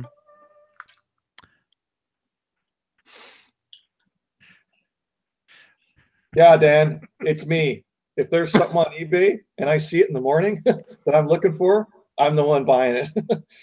He's the one buying it. Yeah. Steve Andersen is buying it. Hey, sell it to him. We've got Quentin James in the house. Welcome. He's here. He was watching the Tone King, but he's here now. Oh, so we're second fiddle, huh? Well, it's the late show. I'm just busting. Yeah. Oh, yeah. Anybody in the chat, just so you know, if you put in the draw for Sammy Hagar birthday bash tickets for his 3 birthday shows the week of October 13th, the draw ended. So if you hadn't got an email yet and you put in for the random draw, that means you didn't win. So if you won any of the random tickets, you would have been sent an email today. Did you get it? Yeah. Well, no, I get in line to get dinner and the show, Jay. Ah. Yeah. I go to at the back of the club. They have upstairs. There's a restaurant. They have this wicked steak and prawn dinner. That's my favorite one. What the hell is prawn? Yeah. Pardon me? Steak and what? Prawns. What is that? You don't know what prawns are? I know. I've heard the thing. I've heard it before. It's like big, like large shrimp. Oh, okay. That's a prawn. Yeah, big. Yeah. And so what happens with that is you get dinner and the show, and then we're down in front of the stage like right away before the rest of the public is. So that's the advantage of having dinner and the show. Is I have my spot with Jeff Hausman. We stand right in front of Michael Anthony, like about sort of 5 rows back. I don't need to be like right up front. Like I have this spot where I can lean against this glass partition. Mm-hmm. I hate standing. If I stand for like 40 minutes, my back kills me. So I like having something to lean against. So yeah, for 25 years, me and Jeff Hausman basically stand in the same spot. Yeah. You guys should be taking selfies each time. We do. Oh. Okay. Yeah. Oh. Yeah. And we always take a photo of our feet because we always wear the Van Halen sandal, and we always take one of a foot out of the sandal, and we show him a picture of our sandals. Yeah, he always. That's not what I'm looking for. I'm looking for where is it? I'll bring out those photos for next time. Anyway, yeah, because I always have the. Go ahead. We got the Discord, man. Oh yeah. The Discord. That's where you can post all your pictures, whatever you want, whatever we're talking about, And what am I saying? Terry's G&G. Good to see you, man. Oh, Good to see you. I saw you over at Philip McKnight's earlier. So good to see you. And like I said in the earlier show, Philip, I think he'll be over here next week. Oh, cool. I think we're gonna do something. I don't know if it's gonna be here or over there or whatever, but look for that. Over there. Huh? Johnny Beane. Alex just joined the Discord server. Right on. But for right now, those of you that are in the Discord, please do not send the server to any random people. Yeah, because right now it's still you guys are the only one there. I'm gonna log in real quick and see what's happening. So yeah, basically, yeah, I need to log in too because what I'm saying is Jay needs a wrench over there. Is what I'm saying. Yeah. But if you're there, if I gave you a link to it, and if you're in there, enjoy, have a great time. But please don't give it out to anybody. If anybody asks, tell them to go through me, to ask me. Okay. Just to keep it cool for right now. Yeah. Hey, Romeo Delay. Hey, G. G's here. G, thank you, man. Thank you. Happy birthday. Oh, hey. Hey, Alex. Benny is telling me happy birthday. So where's this room you're talking about? Huh?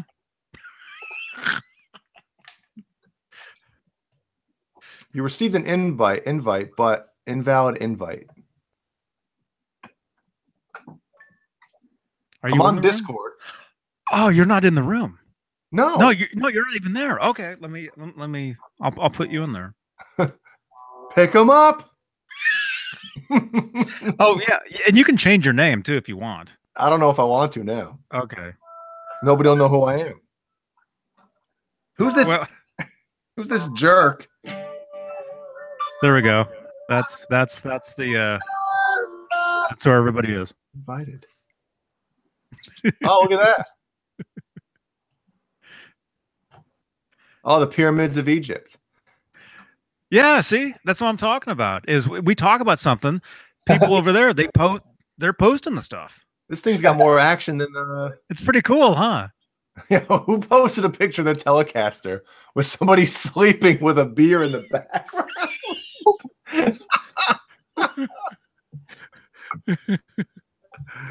Oh man. I'm gonna have to look. I have an idea who it is though. Oh man.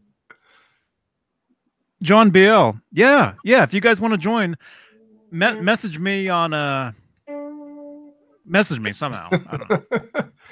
Facebook, if I've been Facebook, Instagram, whatever, and I'll send you the link. The link will be public starting Tuesday. So anybody will be able to jump in there, but we'll have to make sure we get our wrenches in place. That's the main thing. Thanks for being here, Terry. Have a good night, man. Good night, man. Hey, see you, Terry. Happy birthday. Thank you, man. Terry looks like he needs a wrench. Thing is, he has wrenches in all these other rooms. Yeah, Terry, come back, man. Come back soon. Right on. Oh, I hope Caleb's okay in his hockey game. It's been about an hour.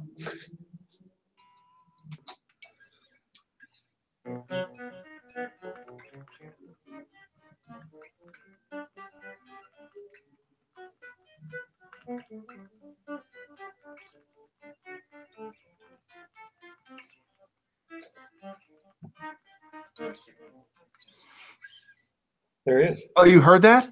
Yes, sir. I was trying to keep it quiet, man. Oh, I was listening. Yeah. Sorry. What else is new with you, Jay? How's your daughter, Ellie? She's awesome. She's cruising it.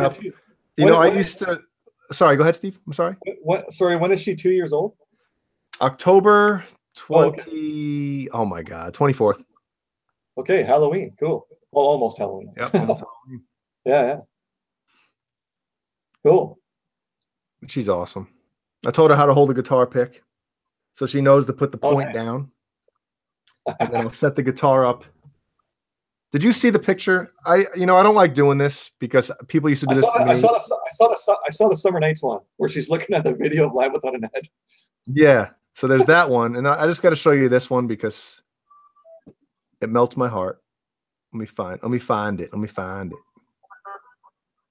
This one right here. Oh yeah. So she was already, Jeff Healying the fretboard. Yeah, she's Jeff Healying. Yep. And if anybody wants to hear some good Jeff Healey, you want to watch the movie Roadhouse. Oh, great movie, man. Classic. Yeah. No, but Jeff Healey plays a lot of rockin' songs on that one. It's good. Yeah.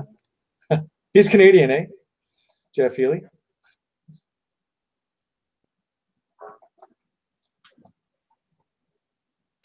Hey, we still got people posting pictures in this Discord. Yeah, I haven't actually been in that yet. So maybe after when Johnny and once we're off air, then I can get on there somehow. Yeah. You mean in 9 hours? Yeah, right. I got to leave at 2:20 because France is playing Australia at 3 o'clock. Yeah. But you got to leave at 2:20? Yeah, I see everything, Jay. I got the pregame show. That the games are in Russia. The World Cup's in Russia, so that's the first game this morning's at 3 a.m. And there's 4. You're talking Pacific though. Yes, sir. Okay, well that's not real time to me, so that's fine. Yeah. No, I had a good 4-hour nap around from 4:30 to 8:30. What's that in real time?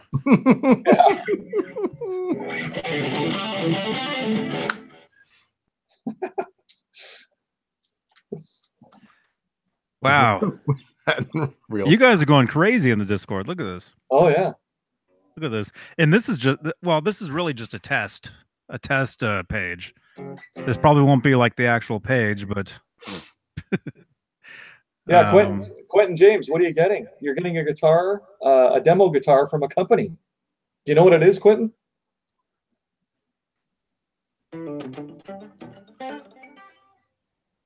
Yep, my fingers are starting to fall off because of this. I'm glad you're in your second win, Jay. You sound great. You look good. Well, thank you, Steve. Oh, yeah. Yeah. You're having a rough time on the early show. I watched the early show. Oh, dude. I almost wanted to apologize to Johnny for that one. I was like, man. Yeah. So Quentin James says he got a guitar from a place called Fret Zelot. Is that how you pronounce that? I guess. What is that, Jay? Do you know? No, I have no idea. Is that a store? Yeah. No, a lighted fretboard system. Yeah, that's cool. I saw one a long time ago. The bass player from, I want to say Korn. I think he had, it was like a green frets that lit up. Like the dot inlays like lit up. It was cool. Or maybe. Oh, Fieldy from Korn? No, I think it was the guy from Limp Bizkit, actually. Yeah, it was Limp Bizkit. They did a tribute to Metallica, I remember, and I saw them play Sanitarium or something, and he had yeah, that was dreadful, wasn't it? Ooh, the heck was that? Do you have a Floyd Rose problem? Yeah, JJ.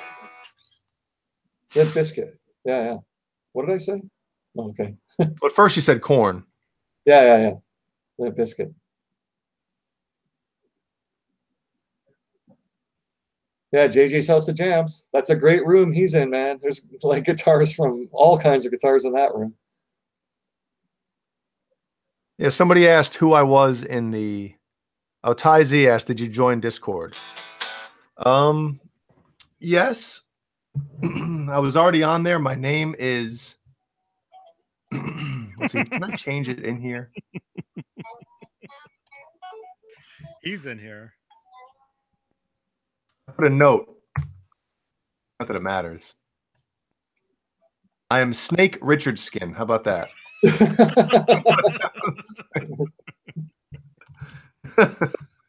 You're typing. Yes. I see that. I'm logged in on my phone. Jay, you got a question. What about the Line 6 Helix or the pedal that Larry Mitchell uses? The Helix, I've heard in person, and my buddies in Byzantine have been using that live. And oh, really? Yeah. They use at least Brian, the lead guitar player, has a Mesa Boogie Mark IV profile or patch, and you'd be hard pressed if you had your eyes closed to say that's not a tube amp.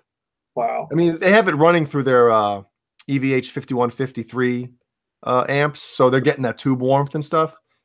But I mean, he played it for me the other night when I went to see at sound check. He was like, "Dude, listen to this. Listen to this." And I was like, "Dude, that sounds awesome," you know. But I haven't messed around with Axe Effects yet. So, I mean, Larry Mitchell sounds great playing it, but he would sound great playing anything. So that's a hard judge right there, you know. Jay, have you ever played something called a resonator? We'll play a resonator. Can you give a little more? My God, I'm losing it. No way, man. It's a long day, everybody. Long day. Win. Mark Knopfler. We like Mark Knopfler. Yes. I like the clean tones. Yeah. Cool. Yeah, great. Sort of, yeah, like Andy Summers in a way, tone-wise. No, I mean, when I was talking earlier about heavy metal, like I love metal. That's my main influence as like playing guitar, you know, hard rock and metal. But I mean, I love a lot of different stuff, you know. Yep. A lot of 80s and metal. So.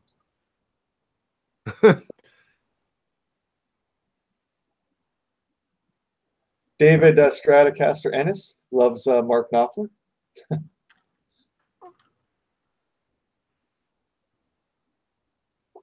Right on. Any events coming to around you, Jay? Any of the Myrtle Beach stuff? Anything coming in that area? There's some tribute bands coming. Oh yeah. Nothing that I really want to see. Like what kind of tribute bands are they? What bands are they covering? Oh man, we already hit the. You did a Metallica one. Metallica one we went and saw. We went and saw the Guns N' Roses one. Oh really? We missed the Prince cover band or tribute band. Huh. How was the Guns N' Roses one? It was good. It was really good. The drummer was on, man. Every single fill, every drum hit was perfect to the album, which is what I want to see. Really? Okay. You know? And they fit the bill. Like everybody in the band was looking like the member of Guns N' Roses they were trying to, you know what I mean? And that's a big part of it. You know? When you go to see a tribute band or a cover band, to me, you know, if I was in a cover, if I was Metallica, if I was Lars Ulrich in a Metallica cover band, let's just say, right? I would get an 80s mullet wig, white headband. I'd get the white And Justice for All t-shirt, black spandex, white Reebok high tops, which I have, and I would get the leg warmers. He used to wear the leg warmers on the Justice tour, you know. And I would try to look like Lars Ulrich up there, you know, because it's a, you know. No, because when I asked Guns N' Roses, I thought right away you were going to say, oh yeah, the Slash and the guy that did the singing, Axl, was great, but you went right to the drummer, so that was surprising. Yeah. Yeah. No, it was good. And the dude who was the other? Oh man, was it Izzy Stradlin? Right, was the other guitar player? Yeah. Yeah. The one with the little hat, you know, and like the vest, right? Yeah. He was the coolest looking one out of all of them. Like he looked legit because he had that don't give a crap look on his face the whole time, you know, just like playing, and his backup vocals were phenomenal. Wow. And out of all of them, he was like perfect. I'm getting pumped. Oh, there's Princess Chewy chiming in here. Brothers in Arms album. He plays his National Type D resonator guitar. Resonator guitar. It's like a Fender Strat, isn't it? I thought Mark Knopfler played a Fender Strat. Hold on. Huh? No, a resonator. No, that's a metal guitar. Okay. It's like a metal acoustic. Oh. Oh yeah, I'm looking at it right now. Maybe I'm not. They're great. Yeah. They're great for slide guitar. Yes. They give you like a real like a metallic, literally like a metallic tone. Huh. Yeah. I used to have a like an import version. Resonator guitars were originally designed to be louder than a regular acoustic guitar, because they were overwhelmed by horns and percussion instruments in dance orchestras. That's why they made them. They became prized for this distinctive sound, however, and found life with several musical styles well after electric amplification solved the issue. That's pretty cool. I might still have mine. It might be in the loft. The loft. It's in the wash. It might be in the wash. I don't know. I'll have to check. I think I still have it. I just haven't seen it in years since it's been up there. I need a tour of the loft one day. You know? Yes. Wait, the Brothers in Arms. That was the one with what's the Walk of MTV Life song? Sultans of Swing? Walk of Life? Was No, that an MTV song. Oh, dun dun dun. Oh, it had Sting. Yeah, Don't Stand So What? I Want My MTV. I want. Is that what you're talking about? Mm-hmm. It had the Don't Stand So Close melody at the end. Yeah, the Brothers in Arms. I had that cassette when I was a kid, and that Money guitar. for Nothing. You're right. That guitar's on the cover. She's right. Yep. Dire Straits' Brothers in Arms has that guitar on the cover. Post a picture of the cover in the Discord, Alex. See? That's where it comes in handy. I just can't drag it. I mean, come on. You know? Alex, I've got a question for you, too. I'm going to message you. Let's see. Hey, Johnny, did you ever take that guitar up to Alex? Which one? You're going to get something done. Uh-oh. What? Yeah, there was a guitar you were going to get routed out or something for the bridge. Did that ever happen? For the bridge and for the pickups. No, not yet. Alex was going to try to find a drill press. Oh, okay. Try to get access to one. Maybe it's in the Discord. Try to get access to one.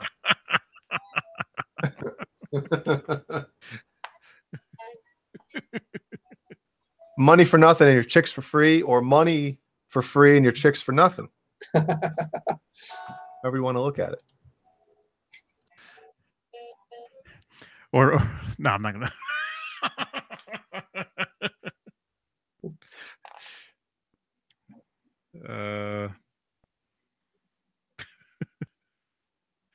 Oh, there we go. Oh, that was you. Okay, cool. Yeah, see, Jay, he just put a picture of the album cover in the Discord. Nice. Yeah, this is great. This is great. I think by Tuesday we'll have this thing up and running, and it'll be a good part of the program here. Because anything we're talking about, any pictures, they'll be posted over there. Jump over there. There they are. Cool. You know? Yeah, Steve, you'll dig it. You'll really be digging the Discord. Right on. Also, it's my birthday, by the way, you guys. Yeah. There's 37 minutes left Pacific in Johnny's birthday. Mm-hmm. Right on. How's Howie doing? I don't see him back there anywhere. No, he's napping. Oh, okay. It's nap time. A little bit. Let's see, Alex. I'm gonna message you, Alex. Huh?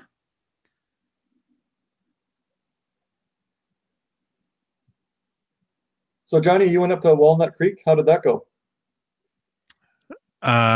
Traffic was. There was some some fender benders up there, and some Fender Guru benders. It was horrible. It took me forever to get up there. Actually, no, that's not true. I got up there quick. Basically, to get something that would usually take me 20 minutes took me an hour and a half. Holy! It was bad. It was really bad. Gives you a headache. Yeah. If you guys follow me on Instagram, if you saw the picture I posted on Instagram where I said hello Danville, and I posted a picture of the freeway and all the traffic. Huh. See you, Dan Halen. He's out. Cool, Dan. See you, Dan. Yeah, Alex, I'm sending you a message right now. So Fender Guru has a resonator guitar. Oh, he does. He just posted a picture in the Discord chat room. From now on, every word we say on these shows, Discord. Yeah. Discord. Yeah. Discord.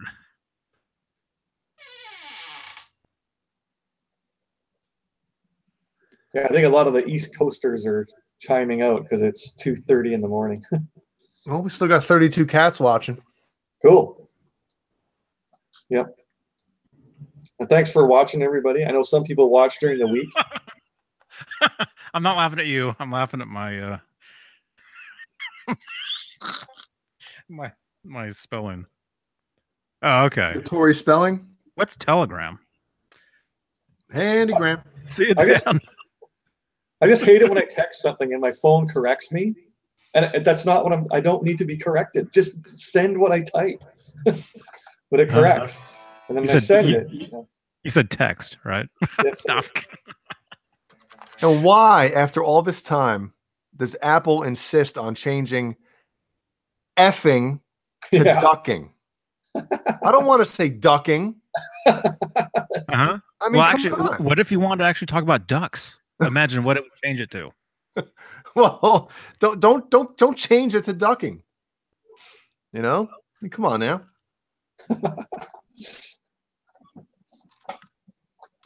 Oh, Jay, John BL is still hanging in there.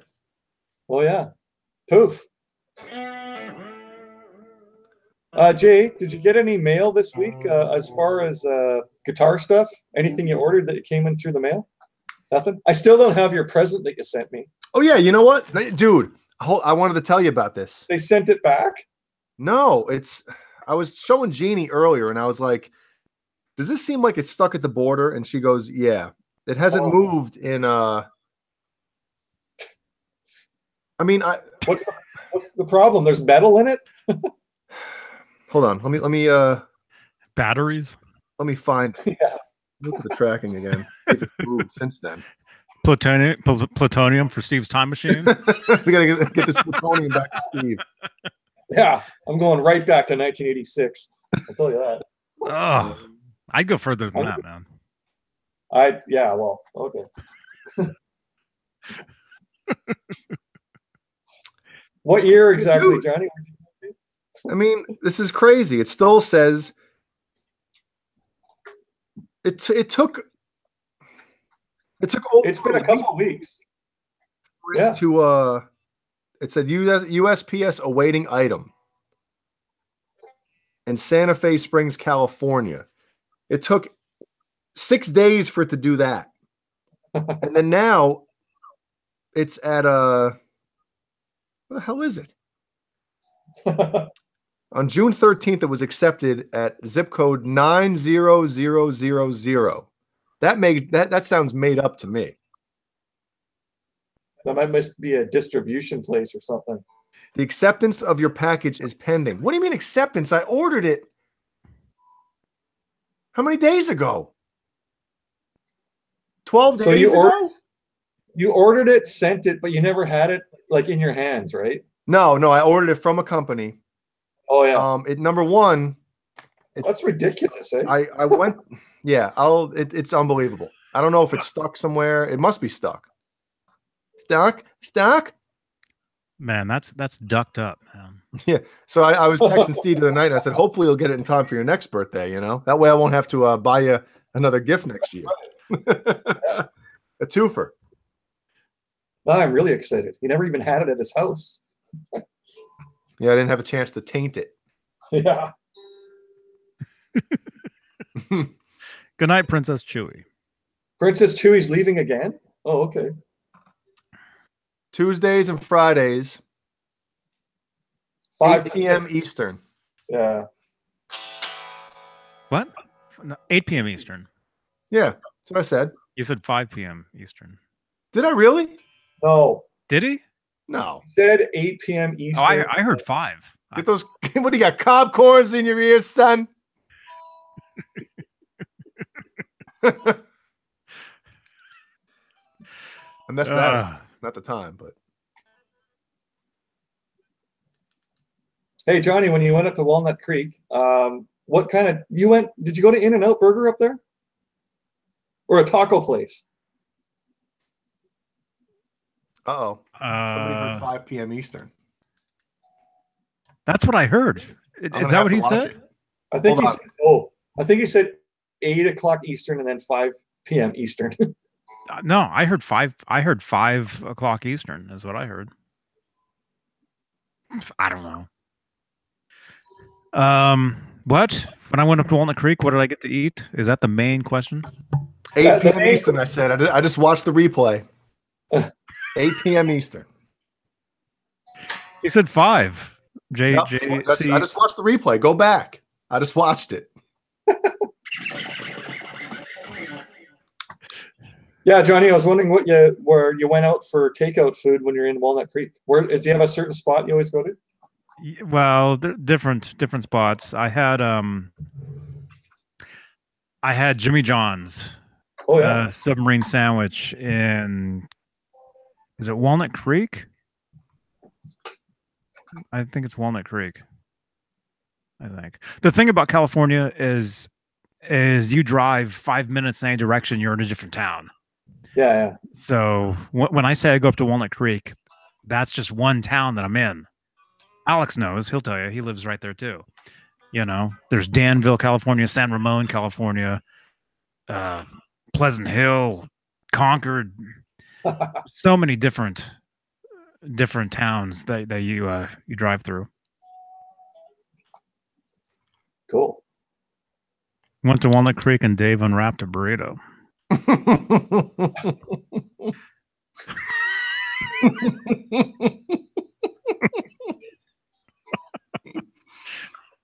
Just the way you read that was priceless. Oh man. Yeah, Alex, him and I, yeah, we've gone to Chipotle there, many times. Cool. I got a refill. Hold on. We're gonna have to save that comment for the Discord. I'm gonna lose it soon.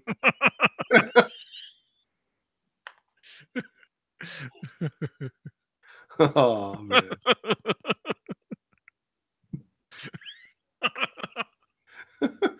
I'm gonna get as red as Steve's lazy boy there. Man.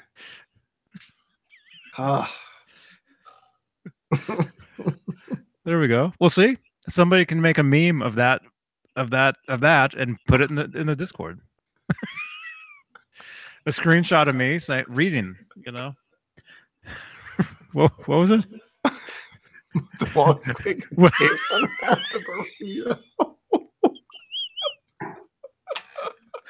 Went to Walnut Creek and Dave unwrapped a burrito.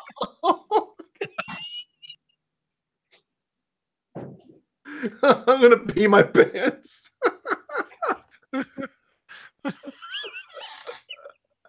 Oh shit!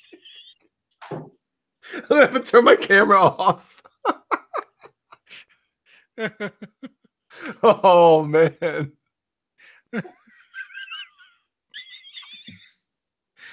That should be a shirt. Oh, it should.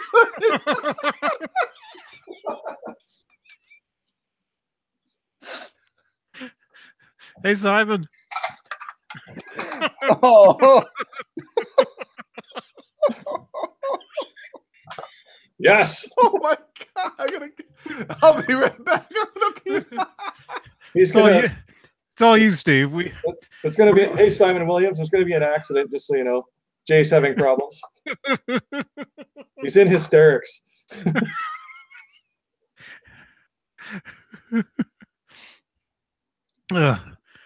Okay, everybody in the chat, give us a roll call. Where are you guys from? We like to ask that so we get it memorized. South Carolina. All right, I think I'm okay. Oh, he's good now. Oh my god. That got me good, man. Steve. Yes. In the chat room, what's the second to last thing that Alex Zipkin said? Oh, went to Walnut Creek and Dave unwrapped a burrito. No, it should be on a shirt. You're right. What does that even mean? Oh. I don't even know. I don't know what that means. That's why it's so funny. Oh, talk about an ab workout, man.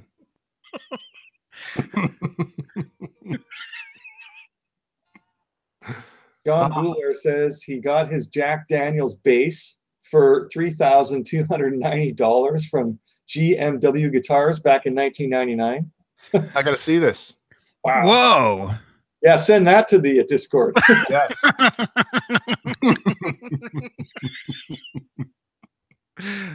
Well, John, he actually he texts me a bunch of pictures of his guitars and stuff. I might actually have a picture of it. I'll put it in the Discord.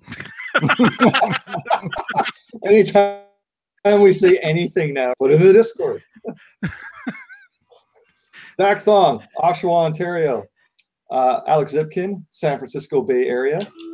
Simon Williams, Bristol, UK. Remember one time when everyone's on the food telling Dave to unwrap his burrito? What? Can you hear me? Remember that?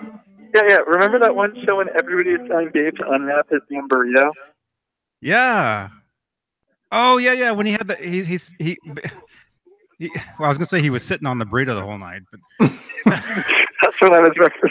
yeah, he wouldn't open it. That's right. And this, who is this, by the way? Fucking losing my Whoa! Watch out now. He said When ducking. you said it on the show, I am losing my shit. Oh, he said stuff. Well, no holds barred now, man. Oh, I can't say it on here. Has Alex been having some water? I think Alex has had a few pops. Oh my god.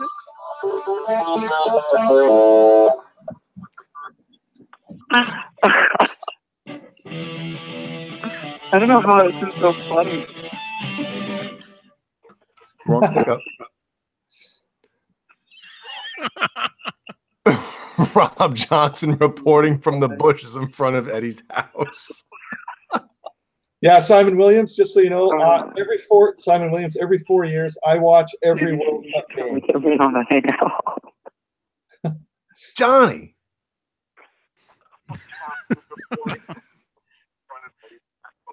Oh my god, Ron Johnson is in front of Ed's house now. No, he's not. I know. Huh? So where are you? Ron. Who is this? What? Who is? You know who this is? Yeah, but nobody in the chat does. It's Zipkin. Oh, Zippy. what's up, man? What are you up to? The Zippinator. Sitting on my ass in Vallejo watching Beane. Sitting on my butt, being in your Discord server and watching the show. Oh, so you're in the Discord. Awesome. Right on, Alex. How's the guitar? How's that going at the guitar shop? Dude, I'd love to be back on the hangout again, dude. I miss this crap. Oh, This he is great. can't hear you. Oh, No, I can't hear. He can only hear me. oh. Oh, Pat, yeah. Now I'm just hearing the question from about the guitar shop. I left Guitar Center like a month and a half ago. Oh, you did? I didn't know that. Throw me the video calls. People are going to ask me questions, so I can actually answer them. Do you guys want him in here? Yeah. Okay. Where's one yes? I guess it's the Steve Andersen show, so he gets the unanimous decision. Alex. Alex has an iPad and a burrito. Where are you? Are you on Facebook? Yeah, I'm always on Facebook. Okay. There you are. I got you. Just Hangouts, dude. Add me on Hangouts or something. I could pull it up on my phone. There you go. It's gonna sound this great. Hey, Jay. Yes. Are you happy with the poll question? What stage do you like of the Van Halen years? David Lee Roth and then Sammy Hagar years. Are you happy with that, or do you want a different question? Or are we going to wait for Caleb? You know, I feel like everyone's going to have to go back and look. You know, like I already had some responses. Well, then keep it going. Keep it going. Do that. All right. We can have a new question. I have a question ready to go whenever you ask me. Next I have Friday. a question ready to go. So. All right. Just one though. Right on, man. Hey, how's it going? There he is. Yep. So I just got word that you left Guitar Center. Yeah, That was him. that That was from him. was me. Some disagreements with management there. It wasn't a good fit.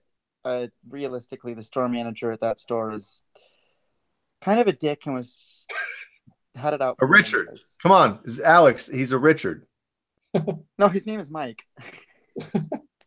but he's a Richard. Sure, he's not a very kind person. Let's put it that way. Don't you hate that when a manager's like that? Yeah, not Yeah. a very good manager to have. Really, not a team player. Lots of issues. I left. Right now, I just started a gig in Lafayette. I'm a bicycle mechanic, or learning that. But Luthiery is still a thing for me. I'm actually working some gigs soon. Hell, there's this band that I'm a guitar tech for, and they're doing the San Francisco Pride Parade on Sunday. They're doing a float, miming it. And so I'm being...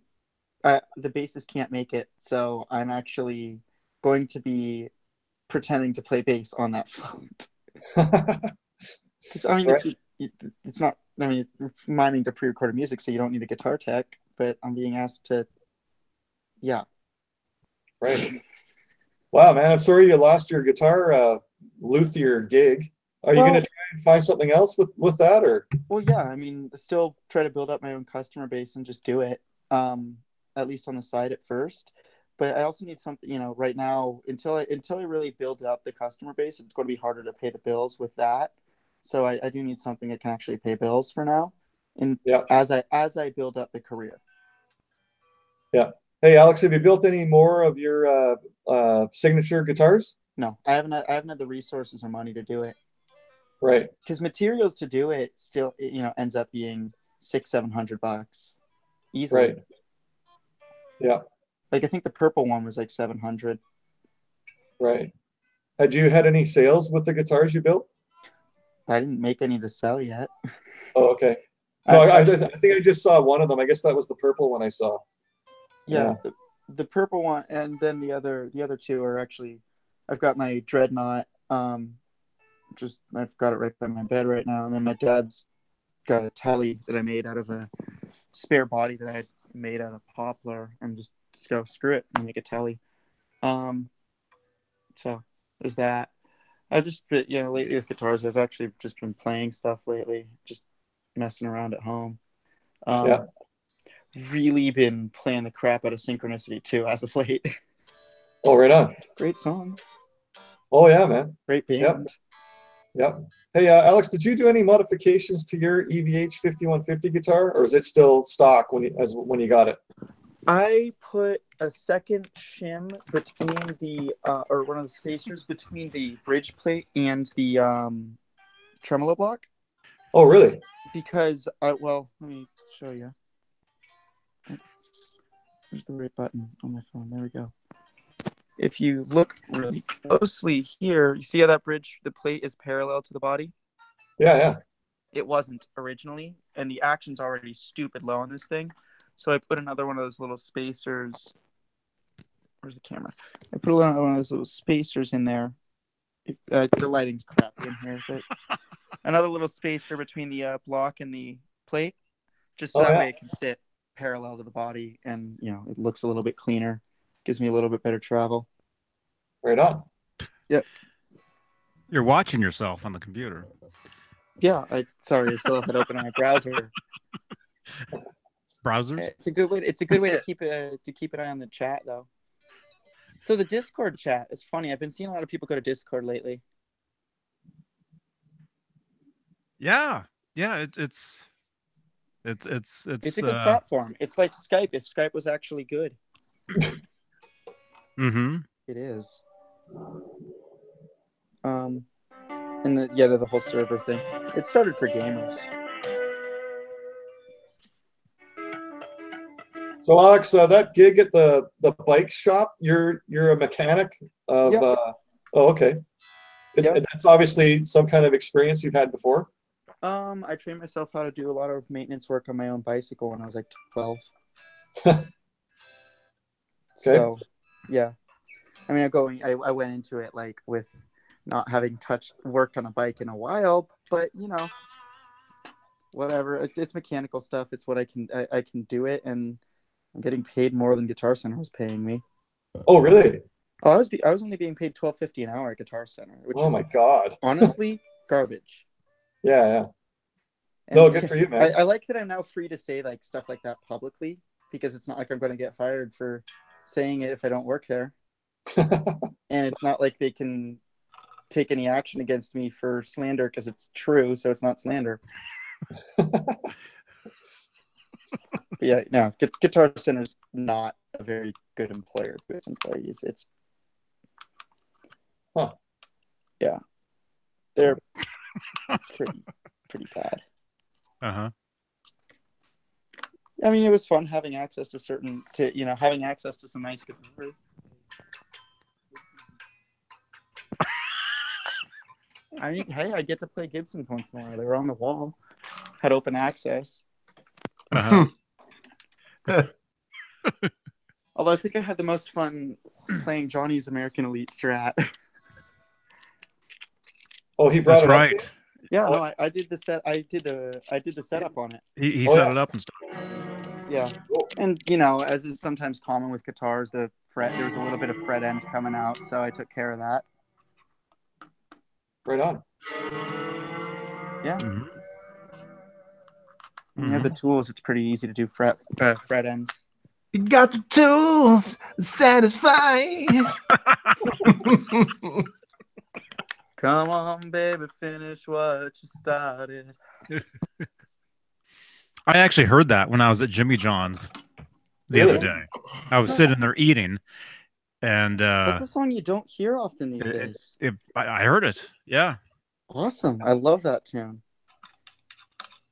Mm-hmm. So Alex, you said you've been listening to The Police lately. What songs off of Synchronicity do you like? Synchronicity 1 and 2, King of Pain, Every Breath You Take. Let me just pull up my iTunes right now.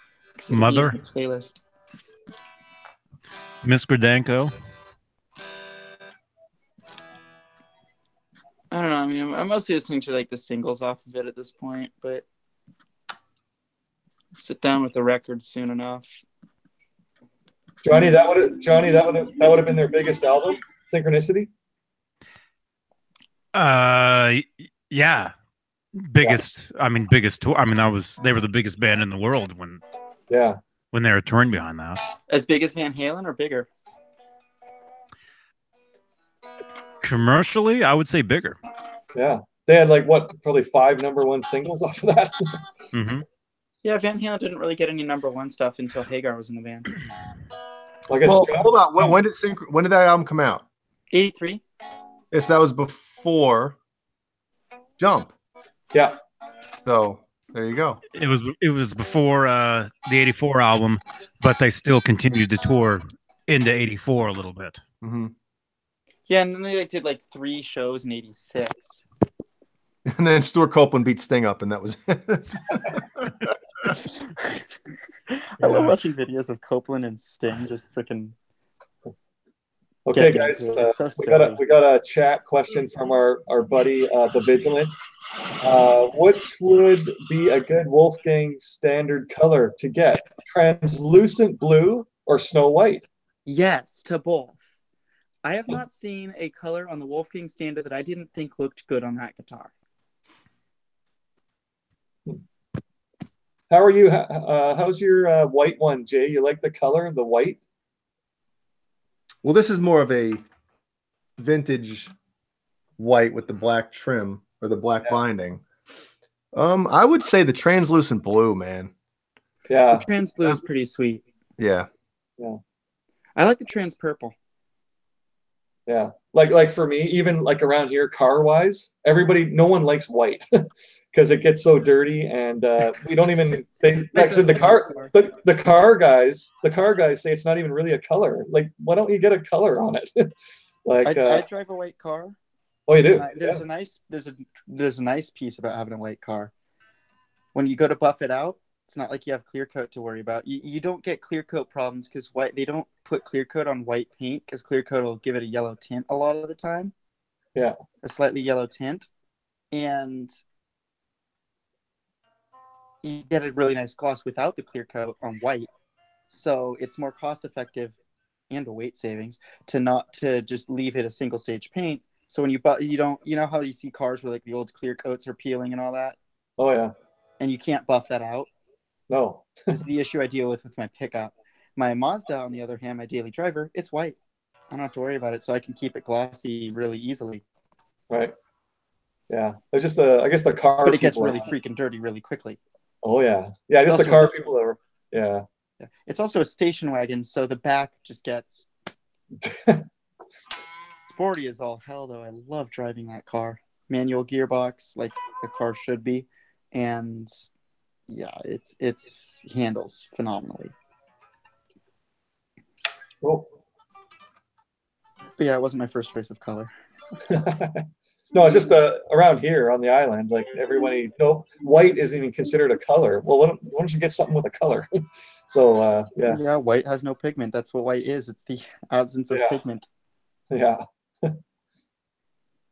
Yeah, because I have one of my cars is a white Corvette Stingray, and it's white. What and year? One of the least collectible years, 1976. C3 represent though. Those are still cool. Yeah. I think 1975 was the last year of like a convertible. Yeah. Oh my God! I say 2 words about a cars and hey, cars and rock and roll go freaking hand in hand. You're talking about soccer, now you're talking about cars. It's the Late Show. You wanted different topics. It's Steve Andersen Unleashed. So he can unleash. That's right. It is your show, Steve. I apologize. It's the lame show. Yeah, we're just making Johnny's birthday all lame. Yeah. Oh, I got 7 more minutes. He's got 7 minutes. Anyway. My answer, Benjamin, that vet? Yeah, my answer. Go ahead. You still got the stock small block in the vet? Yeah, it's a 350. Factory, done up as factory, or with some go fast parts? Alex, I rebuilt the motor in 1999. It's actually out of a 69 Chevelle. Yeah, you wouldn't be able to get away with that in California. 69 Charvel, huh? Yeah. You can't get away with doing it to that spec in California because of emissions, but you could put in an LS and pass emissions just fine. Yep. Hey, Alex, did you hear that song Jay wrote for me? What song that Jay wrote for you? It's called 615.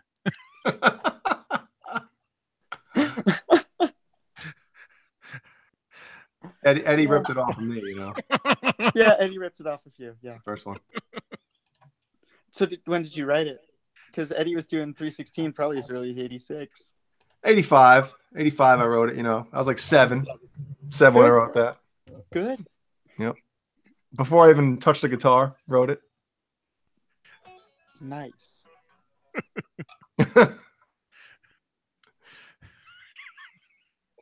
Yeah, Steve. Yes. Alex, see? In the Discord, you're gonna have a car section. There you go. You know? I won't be in that one. What, are you going to make me moderate that one? Talk about cars? I'm the only one who's... Dude, yeah, you can be a moderator. We just got to figure out how to do it. Sure, I've been modding a guitar chat on Telegram for years. I sent you a link on how to do it. Yeah, I'm gonna have to. Yeah, have to read it, huh? Yeah. How many links did I send you, Johnny, on how to get your show on iTunes, the podcasts? I sent him like 10 different links. Still yeah, I'll gotta have to do read that, this. yeah. I'll tell you that Telegram's really easy to add a mod to a chat. But nobody has Telegram other than furry fandom. It's ridiculous. Everybody just furries on Telegram. Yeah, I've never heard of it. Yeah. I use it all the time. I actually have a friend on Telegram who watches this show. Uh-huh. And he and I met through a guitar chat that I moderate there. And he's like, wait, I knew I recognized you. Aren't you on Johnny Beane's show? I'm like, yeah, sometimes, once in a while. There you go.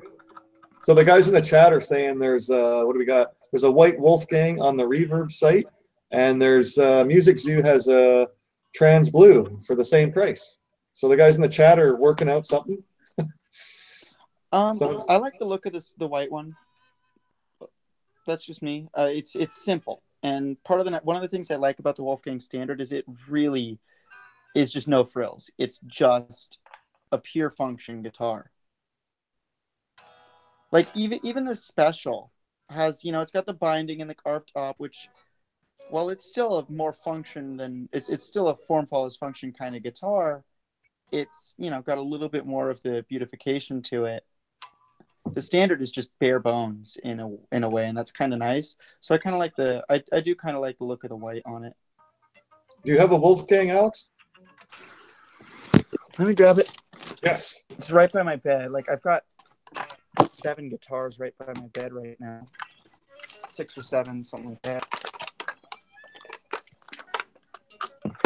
I don't know if they'll do the rotating thing. Go and do the rotating thing. Let me see. There we go. Rotation. There we go. Now it works. Stop laughing. Here.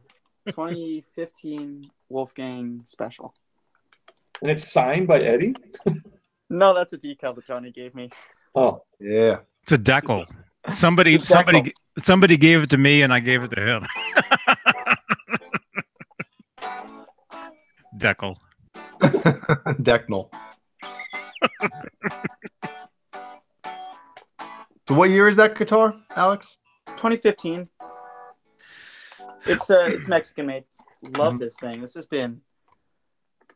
This was my main guitar for a long time. Right now my tellies are kind of my mains, but this is a guitar I'll still come back to and just be like, oh my god, this thing is such a phenomenally comfortable guitar. So that's an arch top, that one? Yeah, the Mexican ones are all arch top. Yeah. What's your preference with that, Alex? Do you like the arch top or not? I love the arch top. Okay. It gives a nice look. One thing I've liked about having this arch top guitar is, even though I've played the living crap out of it, because of the way it curves away from my picking area, there's not a lot of scratching on the top of this guitar. Oh yeah. The top doesn't look too worn in. And the neck looks very worn in. I have done a level ground polish on it because I had some good fretwear. The back of the guitar has dings from my belt buckle and from all sorts of crap. And, there's a lot of wear and tear on the back and sides of this guitar. But the top has virtually none because of the carved top. Did you do any modifications to that one, Alex? I wired it like the US ones on the switch. Okay. That and on the 5150, and like on most of my guitars, I will open up the wiring harness, cut extra wire length out of it, and actually solder it to where it doesn't have a bunch, like a rat's nest in there, so it actually looks clean. Other than that, this guitar is bone stock. So it doesn't have a rat's nest. A rat's nest. So, have you opened up a factory guitar and seen the wiring harness? How much excess wire they've got? No. It's ridiculous. So they're throwing money away, huh? Yeah, kind of. It's a waste of wire, and it doesn't look very clean. I like a wiring harness to look clean and wired professionally. And that, and of course, I do the little eye hooks on my EVH guitars. Yeah, I'm gonna do mine soon too. Yeah, but no, otherwise this guitar is bone stock. Yeah, when I was at one point before I got it, I was going, oh yeah, I'll get a Wolfgang and I'll throw a big brass block in it and all that crap. And then I played this thing and it's like, I don't need to do any mods. This thing sounds so good and feels so good. There is not a single upgrade I need to do to this guitar. And I've had it oh my god, 3 years now. It's June. I got it June 1st, 2015. So yeah, I've had this guitar 3 years and still feel the same way. It doesn't need any mods. So you bought that one brand new, Alex? Yep. Right on. Good night, John. Yeah. Yeah. When he got that guitar, I played it, and on the channel here, go back 3 years, all the videos of me playing at Guitar Center, it's all that guitar. Oh, yeah, right any video on the channel where Johnny's playing a Wolfgang Special Mexico, and it's this burst, that's my guitar. And those videos got like thousands and thousands of views. They got like tons and tons of yeah, hits. my guitar's famous. It's so famous that it signed itself. Yeah, no, the Edward Van Halen signature decal. I put that on as a joke initially because Johnny gave it to me and we were going to go to Guitar Center because he wanted to go film videos. So I'm like, I'm going to put this on just to see what happens in Guitar Center. Somebody actually thought that Ed had signed it, which is hilarious. And I just left it on because, it lines up with the flames, with the figuring really well. And it just looks really tasteful, actually. And I don't really do decals on my guitars. I used to have a big decal on my Strat pickguard, but I don't anymore. So this, my 5150 and my Ibanez are the only guitars out of my 14 guitar collection where there's decals on them. Decals. Decals. I thought it was real. Is it Bagel or Boggle in Canada? Pardon me? Is it it's not bagel in Canada, isn't it? Isn't it bagel or something? The bagel? Yeah. Bagel. Some parts of Canada they say it different from what I can tell. Yeah. If you say bagel, I'm gonna say bagel. Bagel. Yeah. See, there you go. There you go. I don't know what you're talking about. Yeah, a boot. So if a guitar sounds great, stock, like, why not still put a brass block in it? Well, I'm a firm believer of if there's room for improvement, improve it, as opposed to if it ain't broke, don't fix it. There was nothing more that I need out of this guitar tonally. This has just the right amount of sustain for what I wanted out of a guitar. we got a real winner in here now, boys. What? Yeah. I see message deleted. Yeah, it's just... What's being said? What am I missing out on? Just somebody, yeah. Nothing good. Well, clearly, otherwise, if it was good, the messages wouldn't be deleted. Like the good of Johnny went to Walnut Creek and Dave unwrapped a burrito. It wasn't that good, no. You guys were going nuts.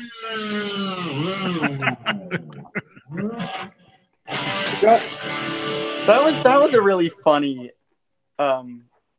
broadcast, was when Dave just had a burrito and the entire chat is on fire with Dave, unbox your burrito. Dave, unwrap your burrito.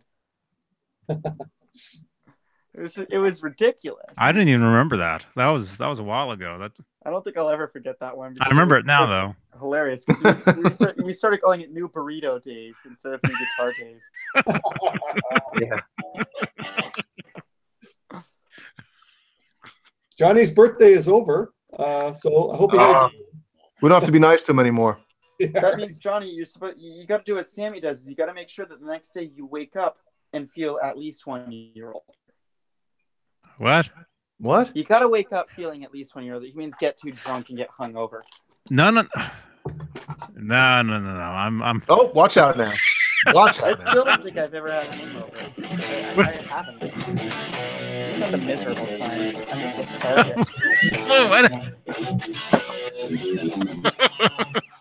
This is what I've been playing mostly lately. Wow. It's the Parts What year is Caster that? 52. That's cool. He made that. Oh, really? It's a Parts Caster. Cool. Parts Caster 52 telly. Caleb. What's up, boys? Caleb. Are you Hey, in? Caleb. Hey. What'd I miss? Lots of stuff, man. Johnny's birthday is over. Whew. How'd it go, Caleb? I'm in one piece, Right on, man. so that was good. Yeah. Glasses are a Mayday, little mayday, mayday, come in. Mayday.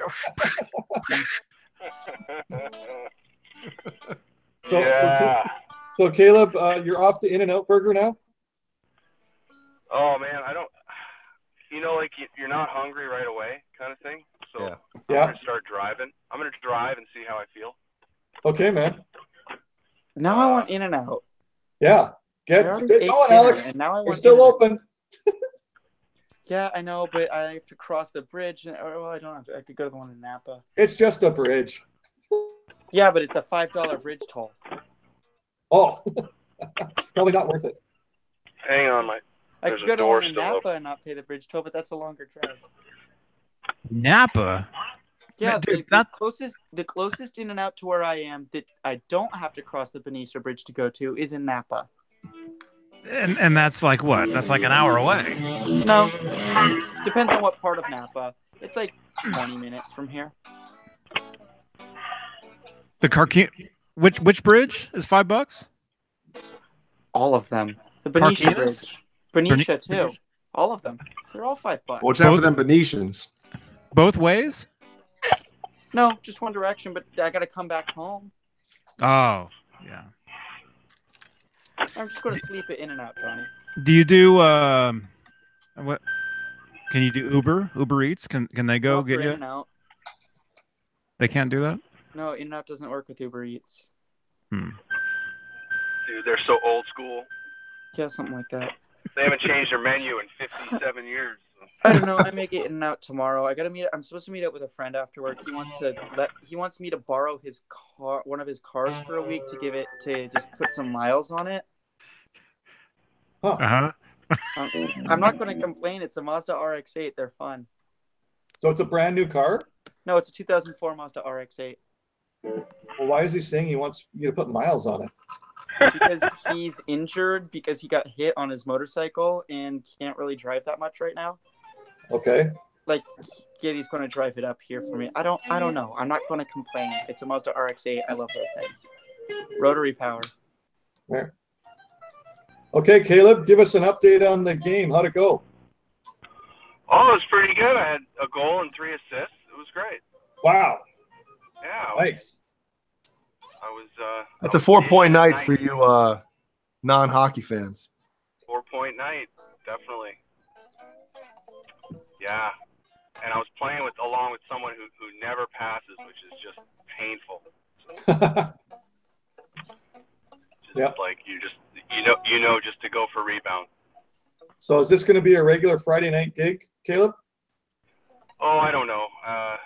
We'll see. I don't know, eh? I don't know, eh? I want to get in a league. I want to get on a team. So, this is okay, but I'd rather play for something.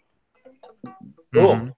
Than just skating back and forth. So I think I've proved that I can play. So that was the whole idea, was just to see if I still had it. So I think I still got it. Mm-hmm. That's cool. Yeah. So what I miss? Is Captain Smith gone, or what's He going didn't on? show up. He hasn't been here yet. He's in the middle of the Pacific Ocean, eh? Yep. Oh man. He's too busy playing Johnny's PV. Yep. Can you believe that was 4 years ago already, Johnny? The one time you played that guitar live? Oh, at the high school. Yeah. Yeah. Yeah, that was fun. Jeez, yeah, that was a lot of fun.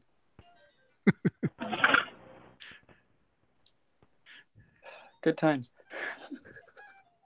Yeah, Caleb. So we got Alex on here, and he showed us his EVH Wolfgang sunburst, tobacco sunburst, I guess. The 3 colors, cherry burst is what they call it. Oh, it is. Oh, okay. You got the new one?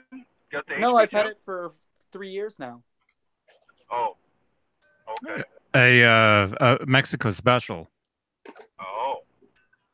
Mm-hmm. All right. But he got it brand new when it was brand new. Yep. Awesome.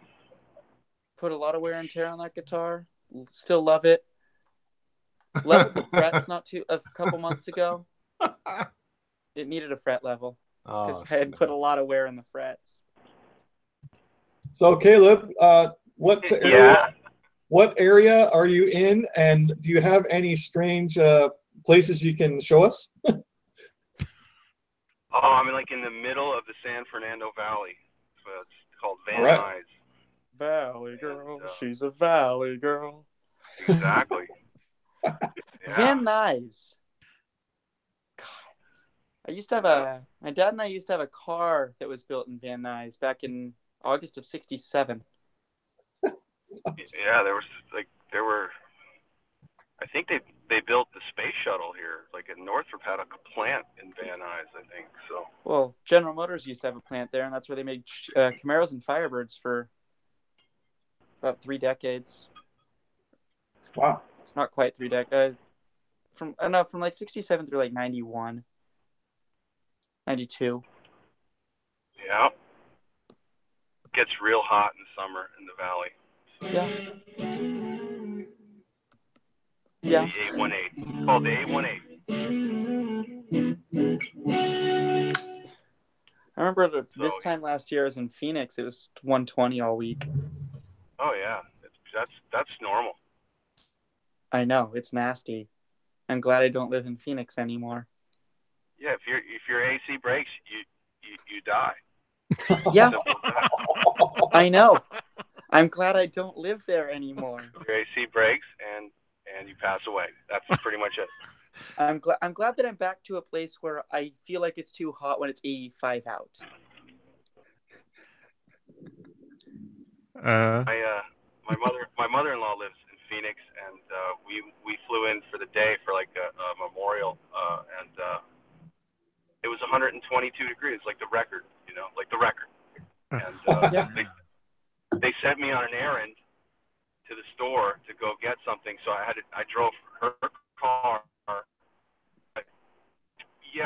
Just make sure you leave the car unlocked because the driver's side door key lock doesn't work. And I'm like, it's all right, I'll just use the other side. So I go in, I come out with what I have, and the other side doesn't work. So I'm in a parking lot in Phoenix at 122, and I'm dressed nicely for this thing, and I can't get into the car. And it's 122 just in the air, but in a parking lot it's like 140, right? Because you're right on the asphalt. pavement. It's not asphalt. So I think fast. It's one of those cars that you can go through the trunk, right, and pop the seats. So I open her trunk. I have to move a bunch of crap, and I look around, and there's like a cop sitting there just in his seat, and it looks so suspicious. And I'm like, whatever, man. I got to get in this car. And I pop the seat down, and I like squeeze through. It's like birth to get back in the car. And I finally get through, and like my clothes are all dirty from squeezing through and stuff. And I'm just like, I am never coming back here. I'm never coming back to Phoenix ever. And that was the last time. So. I'm never living there again, but I'm going to go visit later this year. I got friends down there to see, and I'd like to swing by my trade school and say hi. Cool. Yeah, well, but I'm going to do it when it's not freaking hot. Yeah, go in January when it's only 85. I'm going to go sometime between October and December when it's like actually. I mean, I lived there starting in February last year. February, really between like October and February, it's not that hot there. Yeah, those are the best times to go to Phoenix. It's only 102. No, you it's more go? like 60 out. I actually had to wear a jacket in Arizona when I first got there. Really? I was going to say if you want to go at night. But dude, it does not cool off at night there. I'm from there. I'm from Phoenix. I lived there when I was a kid for 10 years. But to me, it was normal. If you're actually born there and from there. Yeah. I don't know how the hell people survive. It's whatever, But when I went back, I've been back a few times since. Like the Mayfire, we toured and we actually played in Phoenix. And when we went back, I was like, this is unbelievable. It was, man. Yeah, you go outside, every time you get outside, you stay outside and you literally say to yourself, my God. Like it feels like you're on on the sun. The air is like it's walking on the moon, not walking on the sun. God dang. No, it feels like an oven. It feels like an oven. It feels like you're just like, oh my God, if you're outside for longer than 10 minutes, you're gonna drop. It's unbelievable. Yeah, we've pulled just a sec here, guys. We've had to fly. We've flown into Phoenix, like on the way to Cabo San Lucas. And when you're flying above Phoenix, like circling around, waiting to get the signal to land, every house has a swimming pool, and you can understand why. Yeah. Oh, and they have trouble flying. But it gets too hot to use the swimming pool. Yeah, you just stay inside of the AC. The planes can't fly at a certain temperature. Like, so the hotter it gets, the more the plane can't like circle the airport. They have to like go higher in the sky. It's ridiculous. Yeah, I think they've got a couple like refrigerator companies that they have their machines that can keep your swimming pool kind of cool. Otherwise, yeah, the water would be baking hot. The power goes out, everyone dies. Make sure the power doesn't go out. If power goes out, everybody just goes up north where it's not as hot. I do remember though, everywhere you go, like if you go to the store, restaurants or whatever, there's what do you call it? There's Misters, like right? there's mists of water spraying everywhere. Yeah, the car washes too. Yeah. Unreal. Well, same in Las Vegas. When you walk down the sidewalks outside the casinos in Las Vegas, they're spraying you. Yeah, baking hot. Yeah, it was. I went through Vegas. I went from Phoenix up to Reno for a weekend, like at the beginning of June last year, and I went through Vegas at night on the way up, so it wasn't that hot. And then on the way back, I went through Vegas during the day. I was like 103 in Vegas. I'm like, God damn. You know, it was like, great. Already back in the heat. I was so glad to get to July 1st hot. When it was like 70 July 1st last year in the Bay. A lot better than being in Phoenix the day before when it's 110. Welcome to Hot Chat with Steve Andersen. Hot Chat. Hot Talk. Yeah, give us time and weather, Johnny, with the radio voice. Hot summer nights. That's my time of year.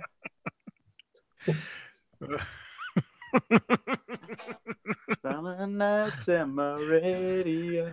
This is Steve Andersen's Hot Talk. Yeah. So, Caleb, whereabouts are we now? We're in the Sepulveda Pass. I'm just driving under Mulholland Drive here.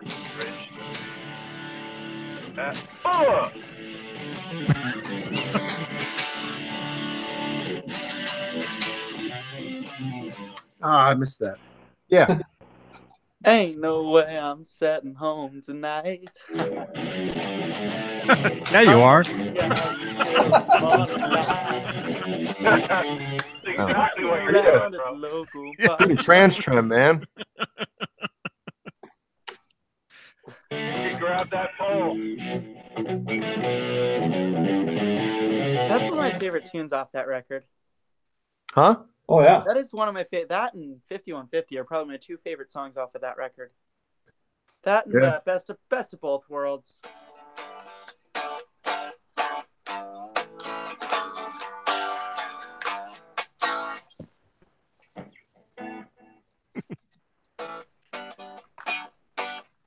Sometimes it just ain't enough.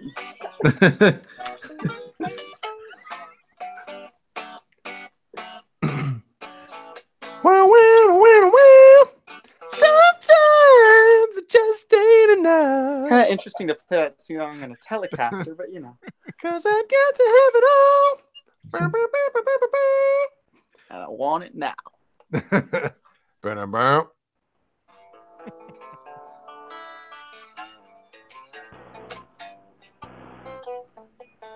So, Caleb, one time I was in Guitar Center and some guy is playing 5150 on one of the guitars, and I just look over and go, it's not very often that you hear somebody play 5150 ever on guitar.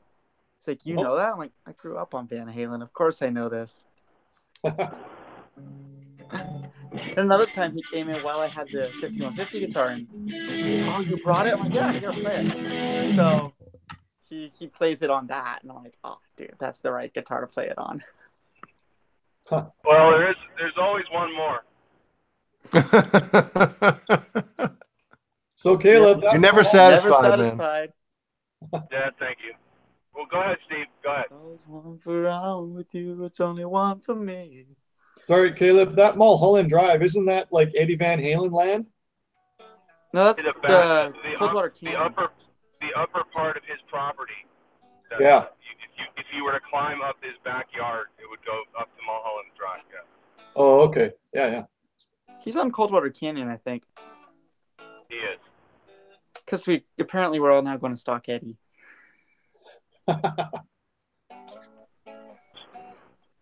Alex, you have a guy in the chat. Fender Guru, our friend from New Zealand, wants you to show us your 5150. Show us your 5150. It's out in the living room, plugged into the wall. That 50. Plugged into the wall, huh? The amp. I've got this 5150, and I've got my amplifier 5150. Nice. His 5150 is charging. And then I got my Ibanez. It's got a 5150 sticker that Hey, Alex, your 5150 there. What's the serial number on that one? 494. 494? Yep. First year. Nice. Yeah, I pre-ordered this thing. Yeah, me too. I pre-ordered mine. I just didn't pre-order mine until like March or something. Yeah. So I did mine like right away. What number is yours, Steve? Number 20. Number 20. Luke Robitaille.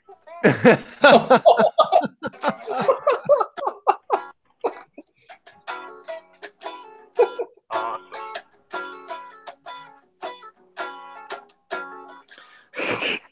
Going up playing the Police on a striped guitar. Yeah, that works. It sounded good here. I joke about this going, this is my favorite guitar to play not Van Halen on. Favorite guitar to whip out and play something other, like, because I would be the person to, like, if I was playing a gig, take this guitar out and ruin everybody's hopes and dreams by playing something that is totally not Van Halen. Yeah. Mainly because of I've heard people like Johnny and Dave say the problem is with the striped guitar, you can't take it out and play live because everybody just wants you to play Van Halen on it. Oh, but that would be funny if you just whipped it out and played like Sound of Silence. No, I'd whip it out and go right into. Dun, dun, dun, dun, dun. Hello, darkness, my old friend. Just going to Billy Squier.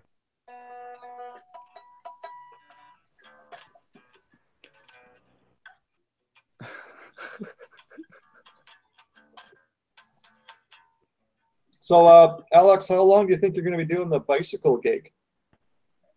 Money. I mean, he wants me long. The boss wants me long term, so I may be doing it a while. If I get paid decently enough, and if I enjoy it enough, then sure, I'll keep at it. But ultimately, I'm still going to try and build up my luthiery career. And I'm not giving that gig up. I'm not giving up my luthiery career at all.